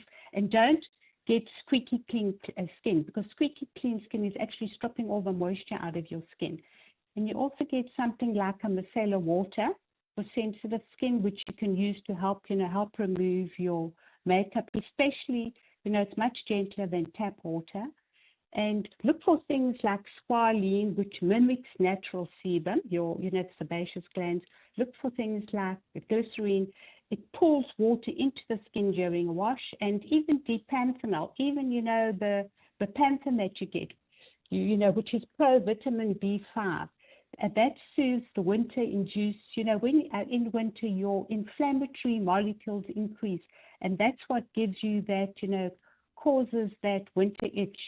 So you can use the dipanthenol to calm your skin down, and then once again the ceramides. And for the body, because Accutane affects the whole body, do not use harsh detergents or perfumed or fragrance products, because that's just going to, there are possible allergens that are going to make your itch worse. And use like oil cleansers. You do get these oil cleansers from the major, pharmacies, which you can wash your skin with to give it a protective seal while you're washing. So these shower oils, cleansing oils are great. They're the gold standard for preventing winter itch. And and also look, your pH has to remain between 4.5 and 5.5. And if you use soap, it's very alkaline. It's going to, just aggravate the whole matter. So make sure that you're not using a bar soap, and make sure that the pH is between 4.5 and 5.5. All right. Thank you so much, Dr. Elim. And Husna in Johannesburg, all the best. Natalie, you are in Pretoria. Good morning. Hi, good morning, Clem. Mine is a nasty one. I wore somebody's dress at a function, and I developed something very ugly, super ugly in my armpit. And, you can tell that thing is growing. It's like another skin on top of my original skin. And since this winter, my skin went completely dry. And this thing that had started growing became quite worse. And I used a steroid to keep it at bay. And I decided to stop using the steroid, and it came back with a vengeance. When it's hot and when I'm sleeping at night, it's painful. It's itching. It's just made my life completely unbearable. So is there maybe a biological agent that I can use to get rid of it completely? Thank you so much for the question, Natalie. Dr. Elim? Yeah, sounds like you got a dermatitis, but it could be super infected with either a fungus, the candida, or it could be a bacterial super infection. And when you put a cortisone on, you're actually decreasing the body's immune system to actually fight that infection. So it's very important that you maybe go to a doctor and just get it sorted out. It could be like a fungal dermatitis that you're experiencing. And very often fungus occurs in the moist areas, like under your arms, in your groin area, where there's moisture, and that's what the fungus loves. It loves moisture. So, so I'd suggest going to get it properly diagnosed, and maybe even the pharmacy, the clinics at the pharmacy can help you to decide what you actually need to do for this. I think it sounds like it's quite serious and you need further medical attention. Yeah, all the best, Natalie. Here's a WhatsApp voice note that's come through. Hi, Clement. Nello here from Benoni. I actually realized that my normal skin routine hasn't been working, and I've noticed a bit of dullness in my skin instead of the usual glow I have. And I just realized one thing I've started doing is I've started applying, ice to my face every morning. And I know it's a bit cold, but then I just wanted to find out if maybe there's a alternative, product, what I can do in order to help my skin to remain radiant. I do eat healthy and everything that I do. I haven't changed those items, but I just wanted to find out also, is exfoliating too much, and how many times a week during winter do I need to exfoliate? All right, got it. Dr. Elim? Okay, look, as your body slows down in winter, your natural exfoliating enzymes also slow down. And, that's what's causing the dull skin, because you're not exfoliating. But it doesn't help that you're going to exfoliate every day, because you're going to be stripping your skin of these natural moisturizing factors. So exfoliate only once a week. And then make sure that you put, like I mentioned, the ceramides, the squalene, the natural sebum, the hyaluronic acid, plus an occlusive on top. Hyaluronic acid's great because it pulls moisture into the skin, but it also can pull the moisture out of the skin. So you need to seal it once you put the hyaluronic acid on. And, just be gentle with your skin. Sounds like your skin is dull because, you've got that extra layer of skin building up. So you need to, but only exfoliate once a week. Exfoliate once a week. Okay, great. There's a question here from Danny who says, please can you ask Dr. Elim there if it's okay to use Vaseline petroleum jelly to moisturize your face to your feet? And that's actually what I do as well, Dr. Elim. Is that good or bad? Sure, no, that's good. Like I said, medical Vaseline, white petroleum jelly is amazing. It's like the gold standard seal to actually seal the moisture in. So if you want to put actives underneath, that's fine. But put your moisturizer, your Vaseline on top. It's incredible. But just make sure that it's not infected, the Vaseline, that it's a new pot, and that, you use clean hands when you take it out and put it on your face and your body. So Vaseline is almost like the gold standard as an occlusive seal. Mm-hmm. And at what point should someone see a dermatologist or skin specialist rather than managing skincare at home? Like, at what point must you consult a professional?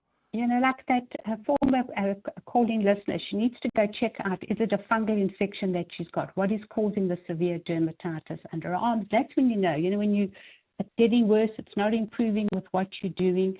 If your skin becomes cracked and bleeding, you could be dealing with atopic eczema or, dermatitis. So you need to go and check it out to see exactly what's going on. And so especially now in winter, if it's cracked and bleeding and just not improving with what you're doing, your home treatments, then you need to go get medical advice. Yeah. Dr. Maureen Elim, you've been great. Thank you so much for making time for us. She's the founder and medical director of Skin Renewal. Now, looking after your gut doesn't have to mean complicated diets or hours in the kitchen. That's why Entero Probiotic supplement has teamed up with celebrity chef Zolanene and dietitian Abigail de Cruz through their Feed the Good campaign to create easy, gut-friendly recipes anyone can make at home. With simple ingredients and the right digestive support like Entero, your gut can stay balanced, nourished, and ready to help you feel your best every day. Visit www.entero.co.za to download the recipes. The reference is available on request. Aubrey Masango. Weekday evenings, 8 to midnight. My fellow South Africans, I have not stolen public money, committed any crime. I want to make it clear that I will not resign. Clement Manyathela, the president has been very clear that he is not going to be resigning. The president considered resigning a couple of years ago. So my question is, if he was willing to resign then, what's different now? Because at the time, it was just an independent panel report that says we need an impeachment committee that can determine whether or not you have committed any serious misconduct. Aubrey Masango. 8 to midnight on 702. 702. Joburg is more than just a city. It's a home for dream creators, operators, and change makers. In celebration of this, 702 has partnered with Josie My Josie to unite the whole of Joburg in the 702 Josie My Josie Walk the Talk Babize Bonke. So on Sunday, the 26th of July, we're going on a walk through the iconic Johannesburg CBD, and we want you to join us and be a part of something special. You can enter now on primemediaplus.com and get ready for the 702 Josie My Josie Walk the Talk, hosted by the city of Johannesburg. Walk with the people, for our Josie. Babize Bonke. More on primemediaplus.com. Some people walk with you for a season, others for a lifetime. I remember how they always made me feel safe. When I needed reassurance, they explained what came next. And when I became someone's whole world, they guided me with calm and confidence. Through every chapter of my life, there was always someone there. To every nurse, thank you for leading with care. Happy International Nurses Day. MediClinic. Expertise you can trust. Coming up on the Midday Report. Coming up next, the Midday Report with Mandy Wiener. How are you doing, Mandy? Hey, Clem. What's popping, vandag? Storms lashing the Western Cape. 10 dead, schools closed, roads flooded, N1 still closed. We'll bring you the latest on all of that. The presidency says Ramaphosa won't interdict the impeachment committee and the legal review is underway, according to an interview he did, the spokesperson did on the Clement Manyathela Show earlier today. Isn't that interesting? Super because interesting. The expectation from many legal analysts, in fact, legal experts, was he interdicts the two-part application, interdict and then review. But I also think it's a smart move from the presidency because you're taking off the pressure from yourself. Because if you interdict it, you want to be seen like you're blocking accountability. So put that pressure on the Speaker of Parliament. Let her determine what she does next. You could also say, sub judice, you can't answer these questions. Yeah, but they don't also have the majority. So if that's a decision that's going to be taken in the impeachment committee, how is it going to be structured and are they going to get away with it? The ANC-NEC holding a special meeting tonight as well on that topic. Taxi boss Joe Ferrari Sibanyoni arrested on extortion-related charges. And then jobs numbers are out and official unemployment is up. Yeah. And this is the whole mandate of the government, the GNU government. Growth in unemployment. Unemployment's up. All of that and more on the Midday Report with Mandy Wiener. Thank you for listening to the Tuesday edition of the show. Stay listening to 702 throughout the day. I'll be back with you tomorrow between 9 and 12. Have a beautiful day, friends. Bye-bye. This is EWN. Good afternoon, I'm Bali Dlamini. South Africa's official unemployment rate has risen to 32.7%, with more than 8.1 million people without work. SA released its latest quarterly labour force survey for the first 3 months of 2026. The data shows that the country lost 345,000 jobs between January and March, while the number of unemployed people increased by more than 301,000. Mongezi Gogo reports.